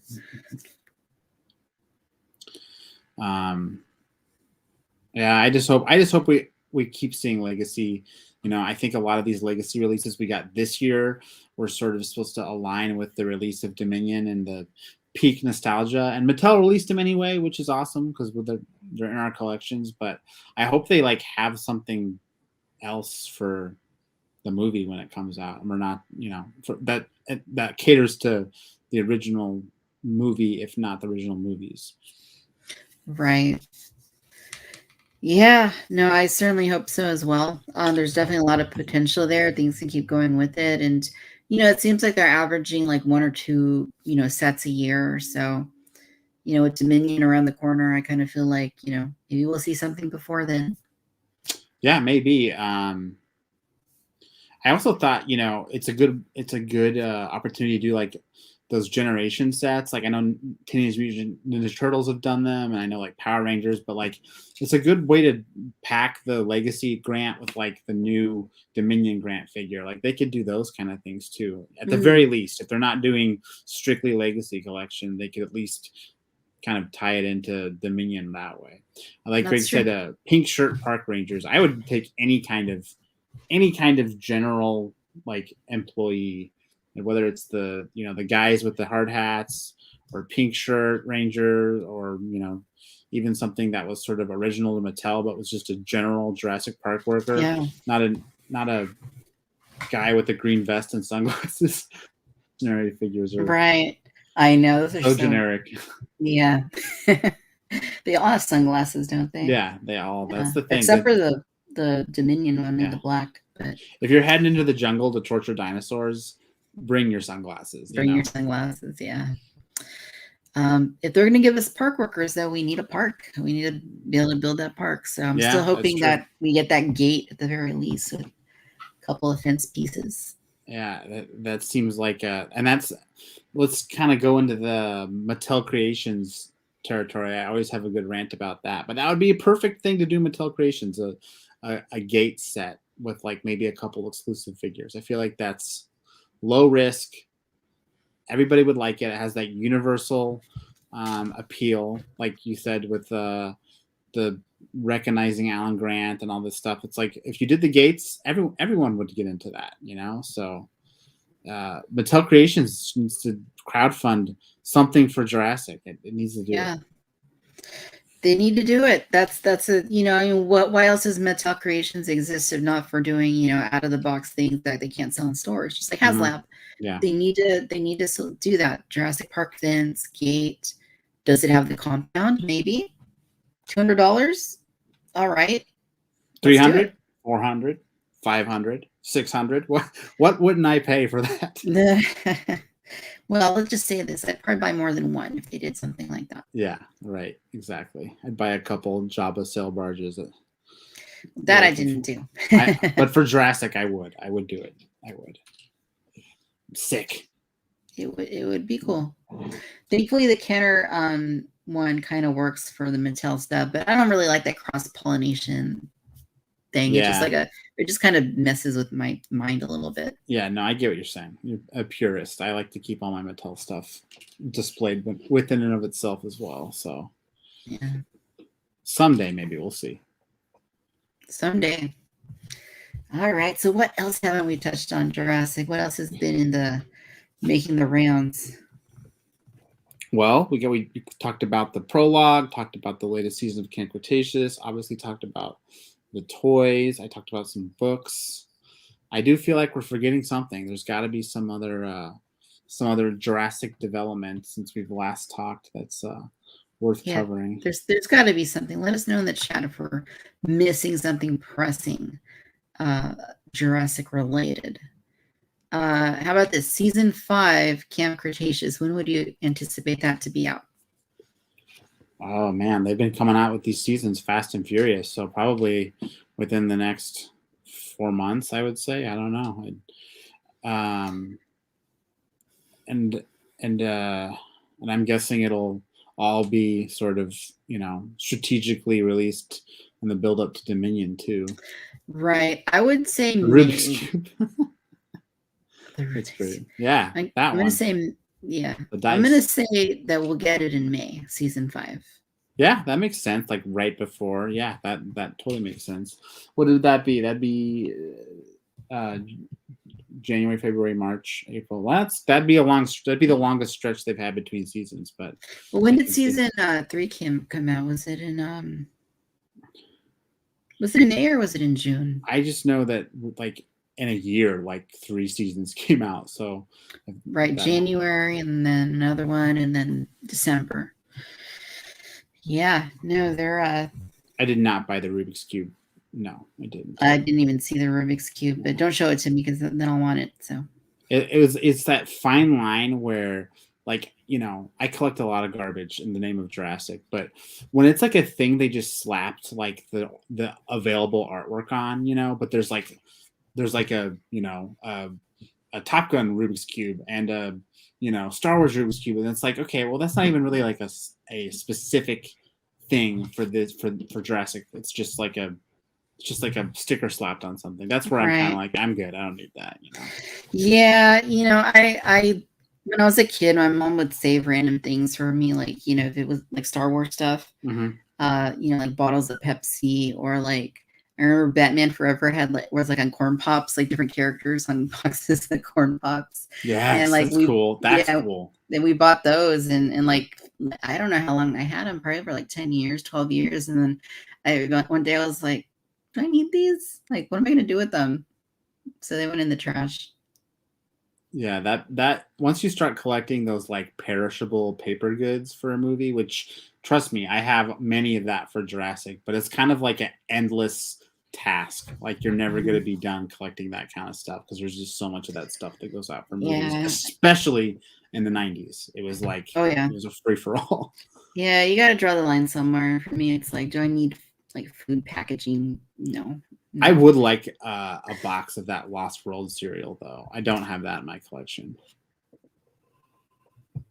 I remember it had the textured like box, silver foil on it. It was a nice box too, and the promotion was if you opened a box and it roared, you won like a trip to Universal or something. I don't know, but that was cool back in the day. Yeah, that would have been cool.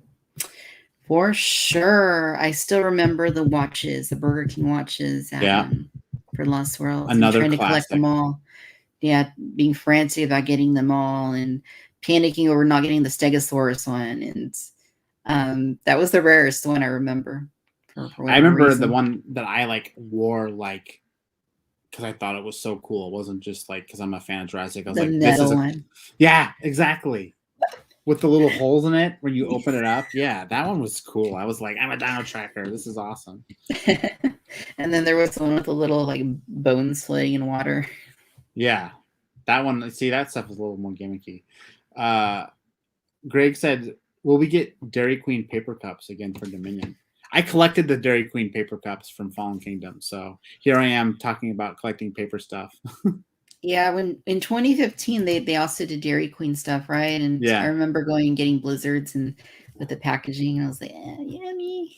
Yeah, just an excuse to buy a Blizzard, really. It is just so you can see those glorious gates. I think that there was like the cool Jurassic World gate artwork that was. Yeah, in fact, I don't know what it is, but I strongly equate like the first Jurassic World with like Dairy Queen Blizzards, especially the chocolate extreme flavor. And mediocre toys, right? That's what my gosh. They were so bad, but we bought them anyway because we were starved. Dave said he'll send me an empty box of the Lost World cereal. If you were, I'll trade you for something for sure.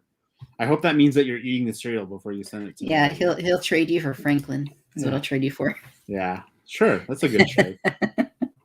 Franklin never came out. There's been a few more on eBay though since I bought mine, and one of them was it was open. Like they said in the auction, like, oh, the bubble is broken, it's open. I was like, I bid on it. I'm not gonna lie, I bid on it because I was like, I want to get that and I want to open it so I can have an open Franklin. But the auction went went crazy. It was like it sold for more than I bought mine at. So There's a few out there though. There's definitely not just there's not just one. Yeah. Yeah, I know they it was insisted that he was going to come out and he never came out, so probably never will come out. We should call Dave. We should call 911 for Dave. He just said he ate the Lost World cereal tonight, so he only has a few hours to live, I think. So. Oh wow, yeah. Well, what would even be in the bag after that long? I don't even know. It's probably just like a black, like hardened thing at the bottom of it. I don't know. Like a puddle of powder. I don't know. Gross.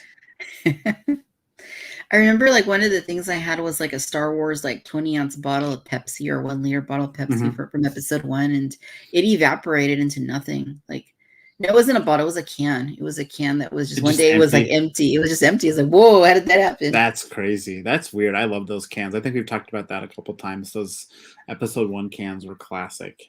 I have a Dr. Pepper can from Fallen Kingdom over here somewhere that I think my mother-in-law gave me. One day I'll pick it up and it'll just be empty, I guess. I don't know. Nice. Dr. Pepper. It roared and I got lightheaded. I won the contest. That'd be so funny. Would they still honor it? Yeah, right. It's like, imagine what the publicity they would if they did honor it. If they're like, oh, 20-some years later, this guy got a roaring box. And I feel like all of those like sweepstakes when we were kids, like if someone told me they were all a lie, I would believe them. I remember like Lunchables would be like, open this and win a Nintendo 64 and $10,000 and a trip to Hawaii. And it's like, have you ever met a kid in your life who was like, or a person in your life who's like, when I was a kid, I won this contest and did all this awesome stuff and got a bunch of money. Like that. No, it's like, where are these people at? It seems that's a good point. Yeah. You and your family could win a trip for 4 to Universal Studios Orlando. Where are all those people? I haven't met any with social media and YouTube and everything. You'd hear from these people. Yeah, like, hi, when I was 8, I got an all expense paid trip to Disney World because I opened a Hershey bar or something. Like, yeah. And I like it, like in the 90s, how it was always like about money too, like big stacks of money, like in like the picture for it, like it was with like the Richie Rich and Blank Check, like all those movies that came out then. It was all about like, hey kids, you want thousands of dollars? Like, eat a pizza Lunchable. It's just funny how things change like that. I know. I can't even imagine that now. No, you can't at all. That's why it's funny. It's just, yeah. Oh, Greg says he won a bicycle from Captain Crunch. He's that guy. He's that guy. He would win a bicycle from Captain Crunch. Yeah. That's pretty cool. I mean, was it like a thing in the box, or did you like? I want to know like how'd that go down? Yeah, did they send it to him? Did he have to go get it and write it home? Did they give him a captain hat like that he had to wear too? Like a helmet? I'm wondering if it was before Greg knew to like keep it like sealed and pristine, or if he just like rode that as soon as he got it. I know. Yeah, that's funny. That's great. Chef Boyardee. Oh man, I don't know. That would be disgusting. Gross. I'm actually kind of my throat's kind of gagging, like just thinking about that. Ugh. Yeah, your reflex kicking in. Just ugh. That's great. So was the bike Captain Crunch themed, or was it just a bike? You probably had one of those like Velcro pads on the middle. Yeah, exactly. That's so funny. My bike definitely had one of those Velcro pads. Mine too. And that's cool. It's a treasure map inside, and if the X was in a certain area, you win. That's pretty cool. It's like winning the lottery, but you were 7. Do you still have the bike? That's the important question. I don't think it's in his collection room somewhere. He never used it. He kept it in mint condition. Mm-hmm. That's when the sickness started. He says they shipped it to me unassembled. That's pretty cool, though. Yeah. I still don't think that qualifies as like I know somebody who won the grand prize on the cereal box. That person's not out there.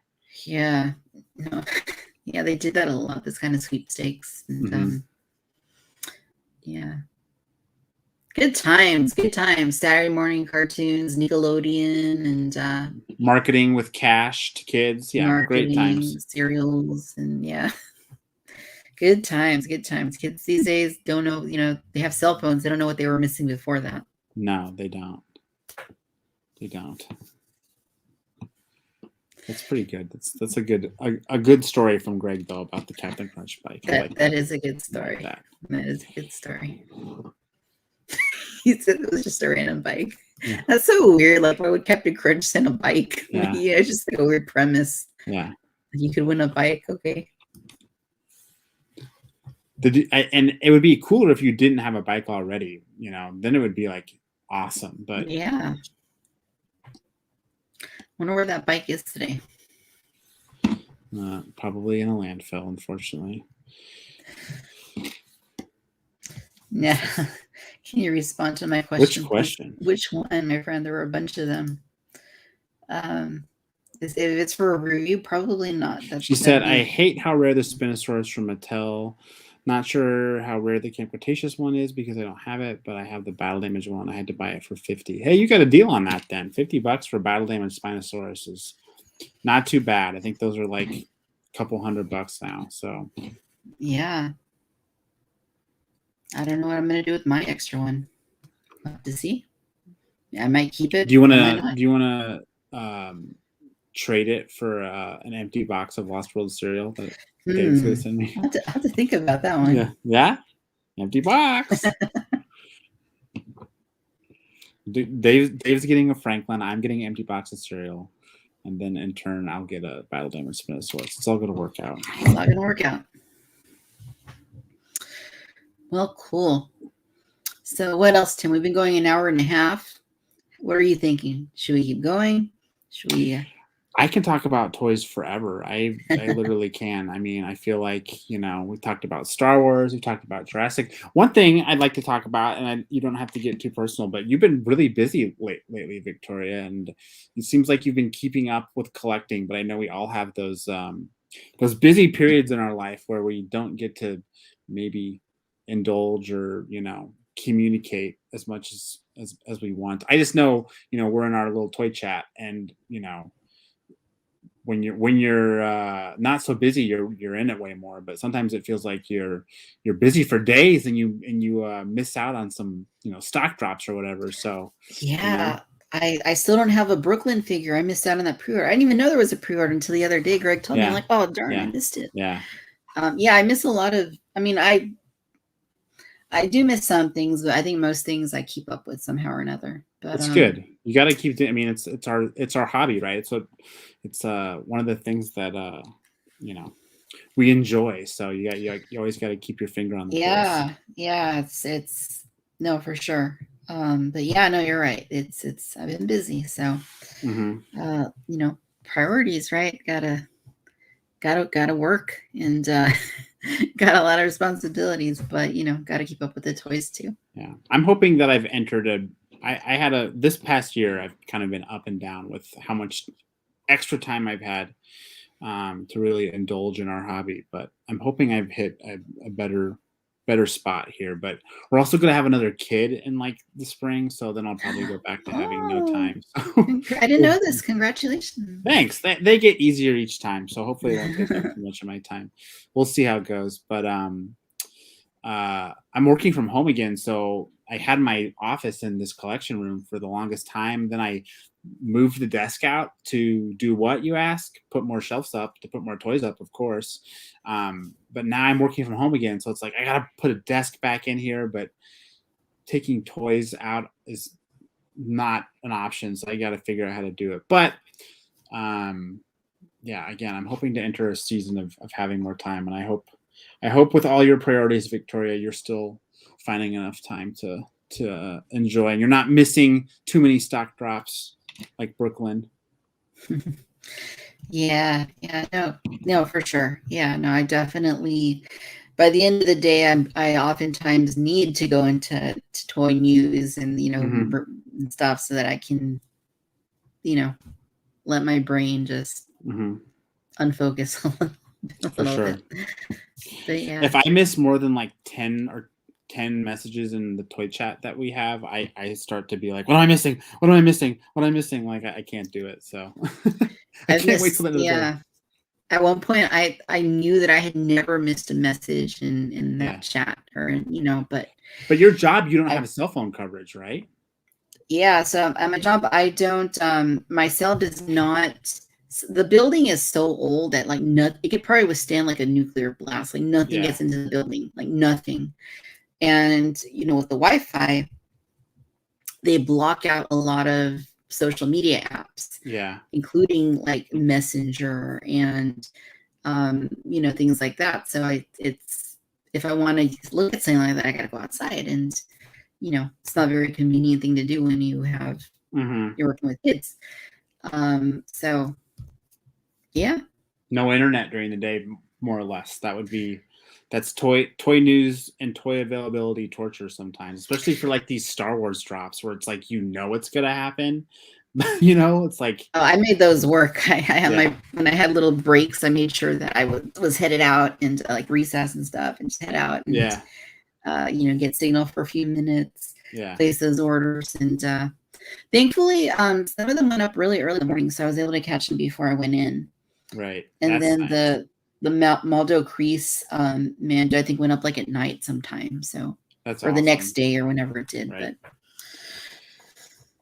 I have a acquaintance I made here locally in Chicago. I was selling a vintage collection Mandalorian on Mercari, and he's like, "Hey, I'll just come out and pick it up from you." And then we've been like buds ever since. And like he'll text me when something goes live, which is sort of a whole nother notification level above our messenger, because we don't always talk strictly. We don't cover every single Star Wars drop, so those get missed sometimes. But he always texts me, so I never miss anything. And I try to text him too when I get the links first. So. But yeah, when you're like at work or otherwise indisposed and that stuff happens, it's a mad panic.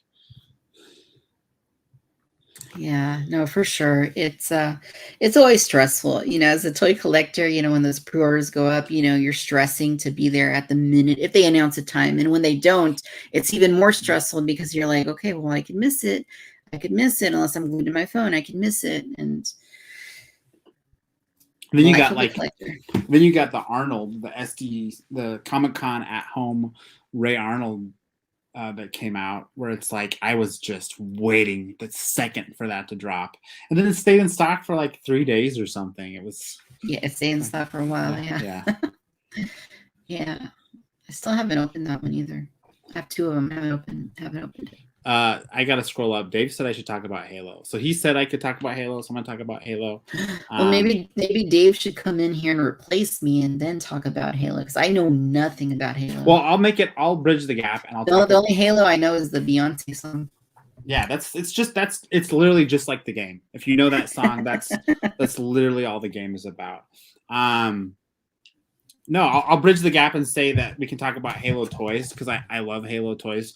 They're 3 3/4, so they scale like perfectly with Jurassic, which is hilarious. You can do all kinds of funny mashups. But the game just came out. It's super cool. I was already collecting the toys. Like when you collect toys of something before you even know if it's good, like a movie. Like I'm collecting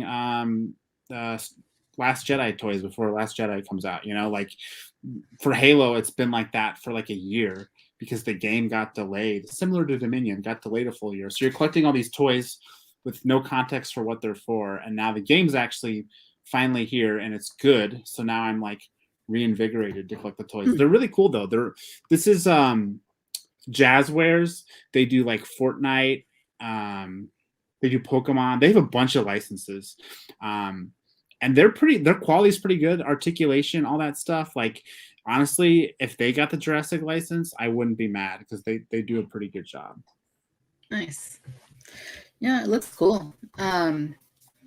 Yeah, Dave says he hasn't played Halo since the original Xbox. That's the last time I played Halo, was the original Xbox. So, Well, better time, because this recent one is literally a spiritual reboot of the first one. So it heavily relies on the aesthetic of that first game. So it's Greg says, I'm scared to play Halo with guys because I don't know what I'm doing. With you guys. Sorry, I misread that. I was like, what are you talking about? I've been playing the campaign, which isn't even the multiplayer. And it's been super fun. It's the story for these games are totally over my head. It's intense, deep science fiction lore. You kind of have to.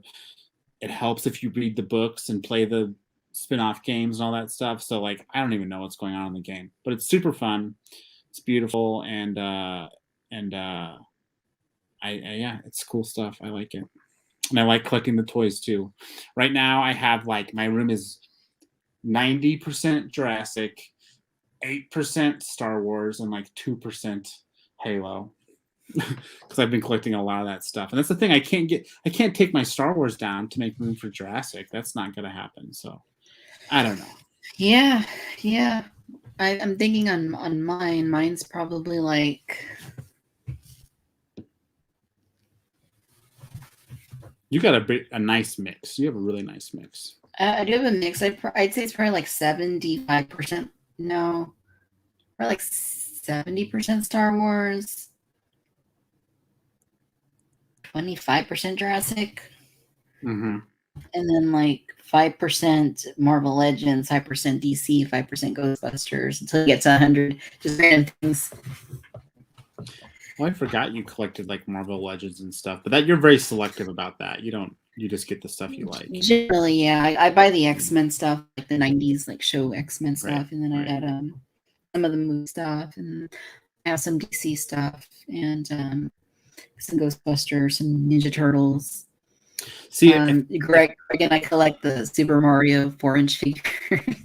Those are cool. Are those Jack specific, or are they Jazzwares too? No, they're Jacks. Yeah, those are cool. Those are cool.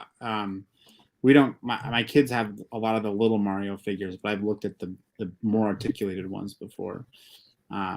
There's some awesome Mario toys out. Yeah, no, there are, and then of course I have regular, like generic, like Papo dinosaurs. Yeah. Nanmu dinosaurs. That's what's hard for me. When I got into Mattel, I kind of shut the door on all more or less non-Jurassic dinosaur figures. Because I used to buy, Schleich, Papo, all that stuff. I have a couple Beasts of the Mesozoic, but I used to like really get after that. And now I've been like, unless it's Mattel, I probably shouldn't buy it because I don't have room for Mattel as it is. So yeah, maybe you need one shelf, like set up one shelf, maybe a smaller shelf or one like level, right? That's like, other non-Jurassic dinos, because there's a lot of cool stuff out there. It's really those Namu ones are incredible. I got a couple, but again, like that's sort of like my logic. It's like it's not licensed, so I'm like, oh, it's Jurassic and all but licensed. It looks just like it, but yeah, it is, but it isn't. This is a Sticky. cool. Well, yeah, that thing's awesome. Just like the Lost World Stegosaurus, it's awesome. Yeah, which Mattel hasn't done yet. Yeah. Get there. This is a cool thing I have that I haven't had chance to post about. I know Ted Brothers posted his Velociraptor in the kitchen. It's pretty cool. It's big, like it's as big as my face. It's heavy. It's plastic inside. There's all these like little spoons that are individually painted. It's really cool, and I am gonna open this up at some point and get better pictures. I got a Dilophosaurus too. This is by the Noble Collection. So like when you're in the when you're in an airplane and you're looking at the Sky Mall catalog and there's like a spread devoted to Lord of the Rings like detailed props. That's Noble Collection. They make all that weird stuff. I have some of the Harry Potter ones from Noble Collection. So they got into Jurassic. They have this. They have the Dilophosaurus set. They have a T-Rex that's coming out. Anyway, this was only $35, and it was really cool. I got the Dilophosaurus too. The eye paint was all messed up, and I was super bummed about it. It wasn't just Mattel off. It was like my eyeball, but like up here. But I contacted their customer service, and they sent out a replacement immediately, and I just had to return that one. So, nice. Good customer service for Noble Collection, and it's cool to see some Jurassic collectibles. statues, if you will, that aren't $300. So $35 is totally doable. Yeah, for sure. For sure.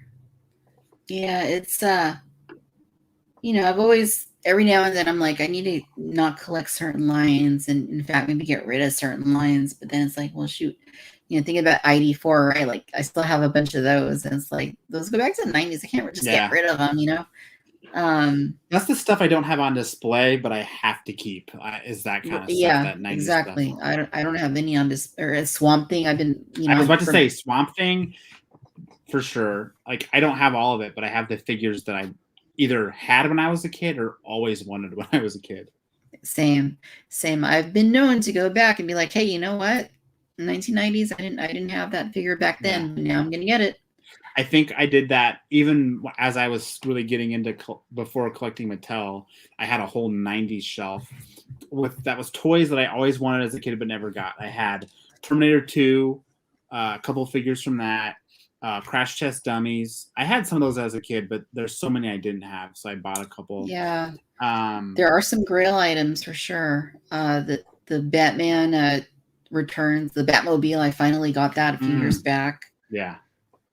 Never had awesome. I never even saw that in stores as a kid. I know my brother really wanted it. What else was good 90s? Aliens. I've always loved the Kenner Aliens. This is a me thing. Stargate. I loved the Stargate figures as a kid. So I have a couple. The Hook figures were a lot of fun. Those were cool too. I only ever had Peter Pan. They looked nothing like Robin Williams, but yeah. I had Peter Pan and the Hook that gets bigger, like he stretches and gets bigger. Oh, cool. Yeah. What's funny is I didn't know that figure did that when I was a kid. It was only as an adult that I was watching a video or something, and I found out that it actually stretched. I was like, what? I didn't know it did that. So I had it all that time. Never knew. I had a role play sword from that movie that like ching ching ching ching. I had that. I remember that too. Robin Hood with Kevin Costner. That had a big toy line. Yeah. My friend, I don't know if you've ever seen he makes a lot of joke toys, his Death by Toys. On Instagram. Me and him used to work together, and he was like obsessed with that line. He has the battle wagon. He has the Sherwood Forest, which is just the Return of the Jedi Ewok village repainted, basically. Sherwood Forest. He has all the figures. He like tracked them down, mint, loose, all of it. Such a cool time. They would never make a toy line for a movie, so No, they wouldn't. And that the forest playset was the same as the Ewok village from Return of the Jedi playset. It's repainted. Yeah, exactly. Yeah. Right.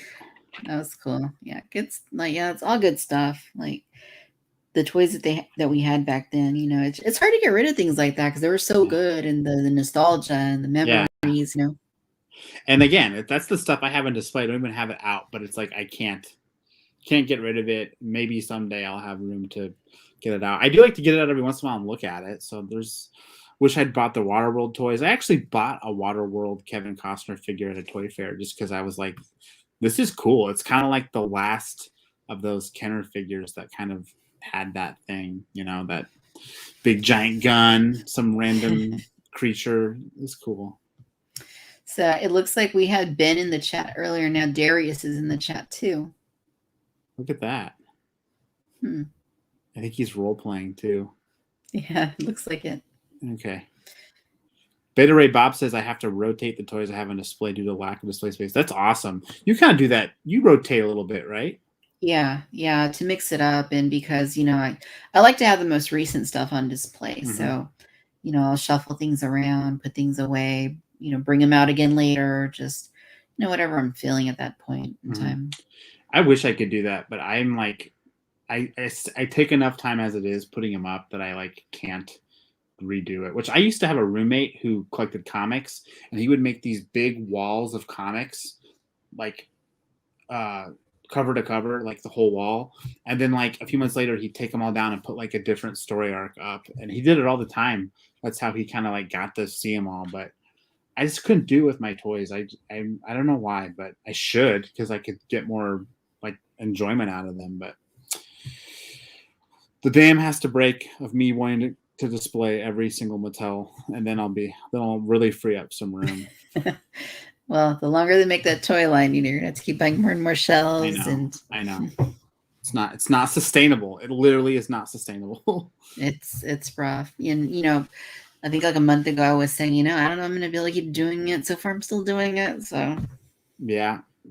I don't know. Dominion's gonna test a lot of us with the amount of stuff coming out. Yeah, it will. And like all like the non-core toys, like the like bigger size baby dinos, like that stuff is always kind of on the fringe for me, and that'll be the first to go, where it's like I don't need to collect that. For sure. There's Pepsi on the island. Okay, all right, we have some live action and role play going on in the chat. We do. I wonder who's going to show up next. Maybe Kenji? Maybe Cash. Maybe Zombie Cash. Yeah. Can I join as Zombie Cash? You never know. Who's been your favorite Camp Cretaceous character, Tim? That's a good question. I know it's stereotypical, but I like Darius. I mean, he's interested in dinosaurs. He's obviously like keeping stuff together. I do get a little frustrated and I know they explored it this season, which I thought was nice, kind of his willingness to put the dinosaurs above, helping the greater cause of the plight they're in, like they could have been rescued a couple times had it not been for trying to rescue something. But I liked how they explored that. And he's just a cool character because he's really into like dinosaurs as living animals and not just some like paleontology dork. Sure. Yeah. How about you? I like Yaz. Yeah, she'd be my second favorite. I like how serious she is. I feel like that would be me in that situation. Right. Yeah. Same. Most of the time, unless I'm coming up with puns. Right. And again, I liked how they explored her sort of, dealing with post-trauma this season. PTSD. Very, very well done. Yeah, definitely. It's cool that they incorporate little bits of that in there that aren't necessarily in part of that plot. Where it's just kind of like the robots and the biomes. Mm-hmm. They sprinkle little things in there that that are kind of nice. Yeah, Ben is great too.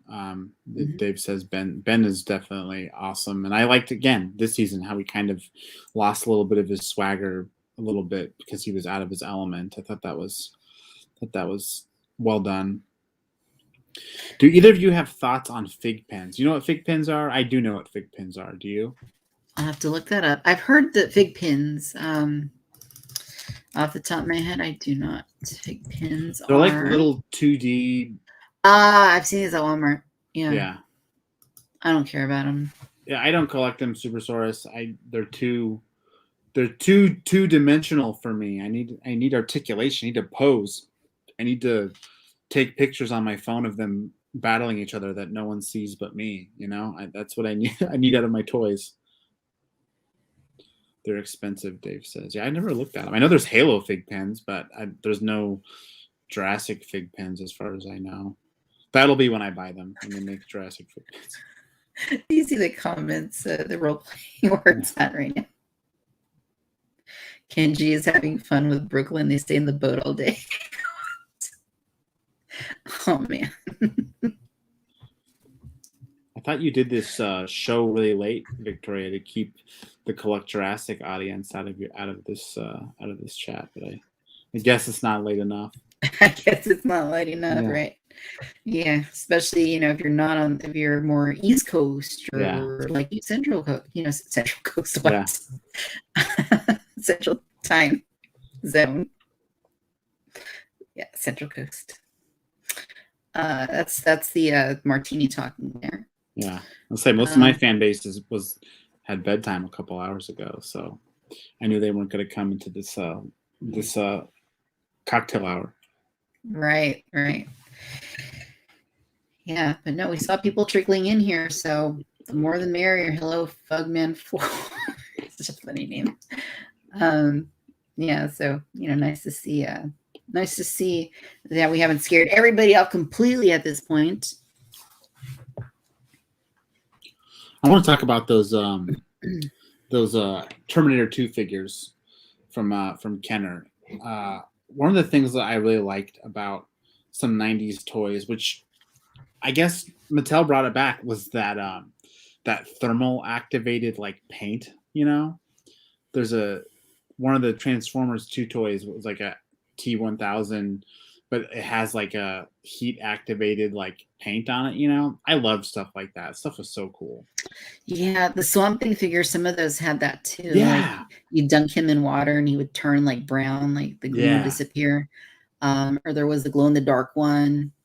Like fun, like, I know it's gimmicky and stuff, but like as a kid in the 90s, before you had internet, before you had cell phones, like those kind of gimmicks like really went a long way.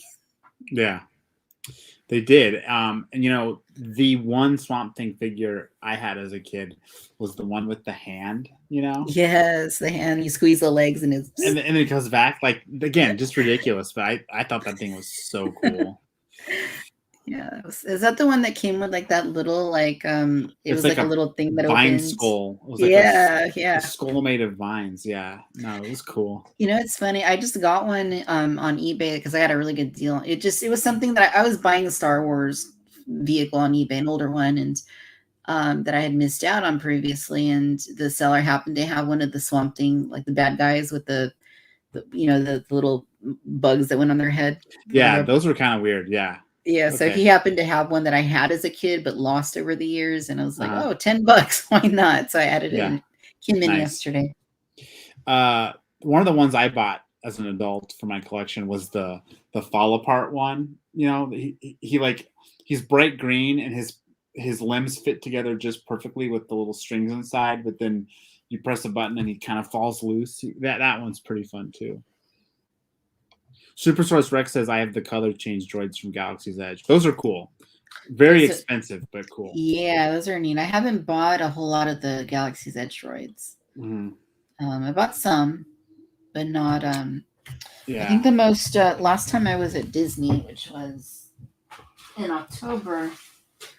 I haven't even opened them yet, but I got these ones for Lom.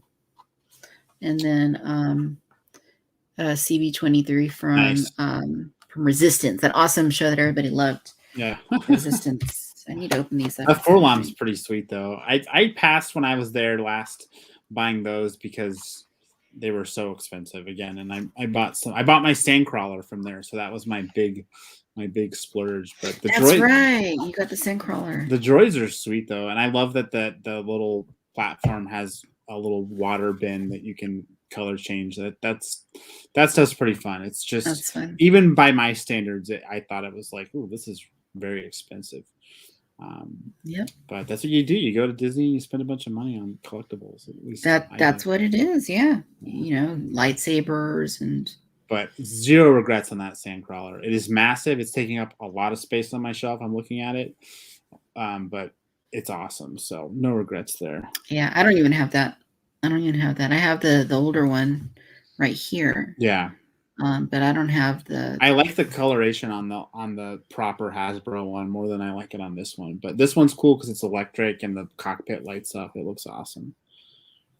Get it out right now. What is this? I'm reading the comments here. Favorite G.I. Joe. I like gimmicks that don't limit articulation. Yes, I agree. Totally. There's a lot of gimmicks that sacrifice articulation when it comes to Jurassic. They were out of stock of Forlom on the East Coast when I went. I had to hire a smuggler to get them. Nice. Yeah, that's the thing. You go to the parks thinking like, oh, I'm going to track this collectible down, and like half the time it's just not there, which is kind of a bummer. I know. I was looking for the for like the Halloween like droid, and you know, didn't have it. Dan from the Dan O channel, was kind enough to send me one. And so I got it that way. But yeah, you're like, oh yeah, I'm going to find this, I'm going to find that. It doesn't always happen, unfortunately. Or like, it's like in a one store that so the Sandcrawler is a great example. It wasn't in like downtown Disney, any of the toy stores. It wasn't in Galaxy's Edge anywhere. You literally had to go to the Star Wars Star Tours gift shop. Yeah. That was the only place in all of Kissimmee, Florida, that had the sand crawlers. So, and I was like, it was one of those things where I went on that trip thinking like, if I see that sand crawler, I'm gonna get it. But like, also, how am I gonna get it home? So I kind of hope I don't see it. And then when I saw it, I was like, oh, I gotta get it. Yeah. Yeah. No, it's cool that you got that. Yeah, no, it's neat. You know, big vehicles, you can put your figures in it. It interacts with other things that you might have. Mhm. So, and when you get the Razor Crest, you could potentially display them together. Yes, that's true. I think they're gonna have well, the sandcrawler is definitely smaller scale than it should, but it's gonna look impressive next to that regardless. Beta Ray Bob said, I'm surprised some of their toy line hasn't added that color change gimmick to their line. That's because kids these days want to scan it with their phone and do a bunch of stuff on their phone. They don't want to dip it in water anymore, which is a bummer. Though my kids have some like monster trucks that have color changing, but as far as action figures, like, you know, characters, I can't think of anything that does it. Right. Forlom. So is that Forlom figure like remarkable in that it's better than the vintage collection version, or you know, what about it? Honestly, I don't know. I haven't really I haven't opened it. I haven't watched anything about it. It looks like the articulation is kind of similar to vintage collection. I don't know if it's better though. I know the vintage collection one is kind of small. It's like a little undersized. So if anything, this one maybe is better scale. But yeah, I don't know which one's better. I'd have to compare them. And when I get around to opening it, I will do it. But you know, again, this is already that was October, and I still haven't opened them. So. They should do the droid from Mandalorian for that. I would get after that. Like if it beats vintage collection to the punch, I would buy that from Disney for sure. The droid from Mandalorian. The one that he hotwired, the one that the frog lady hotwired. Oh, yeah, Zero. Yeah, they have them in 6-inch, so I think it's a matter of time before, you know. Yeah, before us lowly vintage collection collectors get it. I did see that Fugman mentioned G.I. Joe Classified. Those are pretty cool. I have one of them. Oh no, where did Victoria go? Am I here by myself? Oh, what's happening to my computer? I got booted from my own live stream. Me too. I got booted. I was here. I don't know what happened. Anyway, I just saw that someone mentioned G.I. Joe Classified, those 6-inch G.I. Joes. Those are pretty cool. I actually collected one of those. They're cool figures. Yeah, I collect too many things already, so I was like, nope, ain't going there. I've been incredibly selective. I just bought one. Super Source says that it's way better than the vintage collection. Cool. That's cool. Maybe I should have got that while I was down there. Dang. Though I don't have, yeah. I guess I have a couple bounty hunters on the shelf without missing that one. Dang. They'll bring them back. The bounty hunters, I think we'll see again. Especially with the Book of Boba Fett coming, which I assume will bring with it some more toys. Safe bet. This role play in here is, yeah, it's ridiculous. I found shrimp on the water. This is the whole new plot line. I know, and they one of them mentioned that Bumpy was on the island when the volcano went out. I was like, I didn't even think about that. Yeah, I guess so. Maybe that's where season 5 is gonna go. Like, how does Bumpy get off the island? Or maybe she doesn't. Maybe she made it to she was in Fallen Kingdom, we just didn't see her. Who knows? We obviously didn't see other things that were there, you know, by the time they got to Lockwood. So right. I was thinking about it the other day. How many like random dinosaur species just kind of like get shown up. It's kind of funny. I also like how Camp Cretaceous just hates Triceratops, refuses to acknowledge that Triceratops exists. Yeah, it's weird. It's like, what's wrong with Triceratops? Like, they literally have every other dinosaur in their herds except for, I guess they don't have Styggy Moloch, but it's like Triceratops is like one of the most popular dinosaurs, period, let alone its affiliation with Jurassic. But they really want to push that Sinoceratops, no Triceratops. Yeah, it's interesting. Very interesting. Well, Tim, we have been going for just over 2 hours now, and we still have the role playing. We still have some stuff going on in the chat, but I am pretty sleepy, and I know that you are 2 hours ahead of me, so I'm sure you're maybe. I gotta go play some Halo, actually, so that's what I'm gonna go do. So, all right. Well, hey, it's been fun. Thanks for coming on and chatting Jurassic, and yeah, no doubt we'll do this again. And thanks also to everybody who has been hanging out with us, to the role players, to our friends, and to everybody else. Thank you guys for tuning in. And I want to say, I feel like the last time I was on, it was you and me talking, and there wasn't like a ton of like stuff to respond to. But I feel like tonight, like, up to the end, we're still talking about all this random stuff that people are chatting about in the comments. So that was super fun. For sure. It was a lot of fun. And I'm sure everybody that's here knows, but where can anybody that's maybe doesn't know for whatever odd reason go to look you up on the interwebs? Sure. You can go to the website, which is collectjurassic.com, or on any social medias, including here on YouTube. You can look at Collect Jurassic and follow and all that good stuff. So if for some reason you like Jurassic and haven't followed me, I'm sure you'll get something out of it if you give us a follow.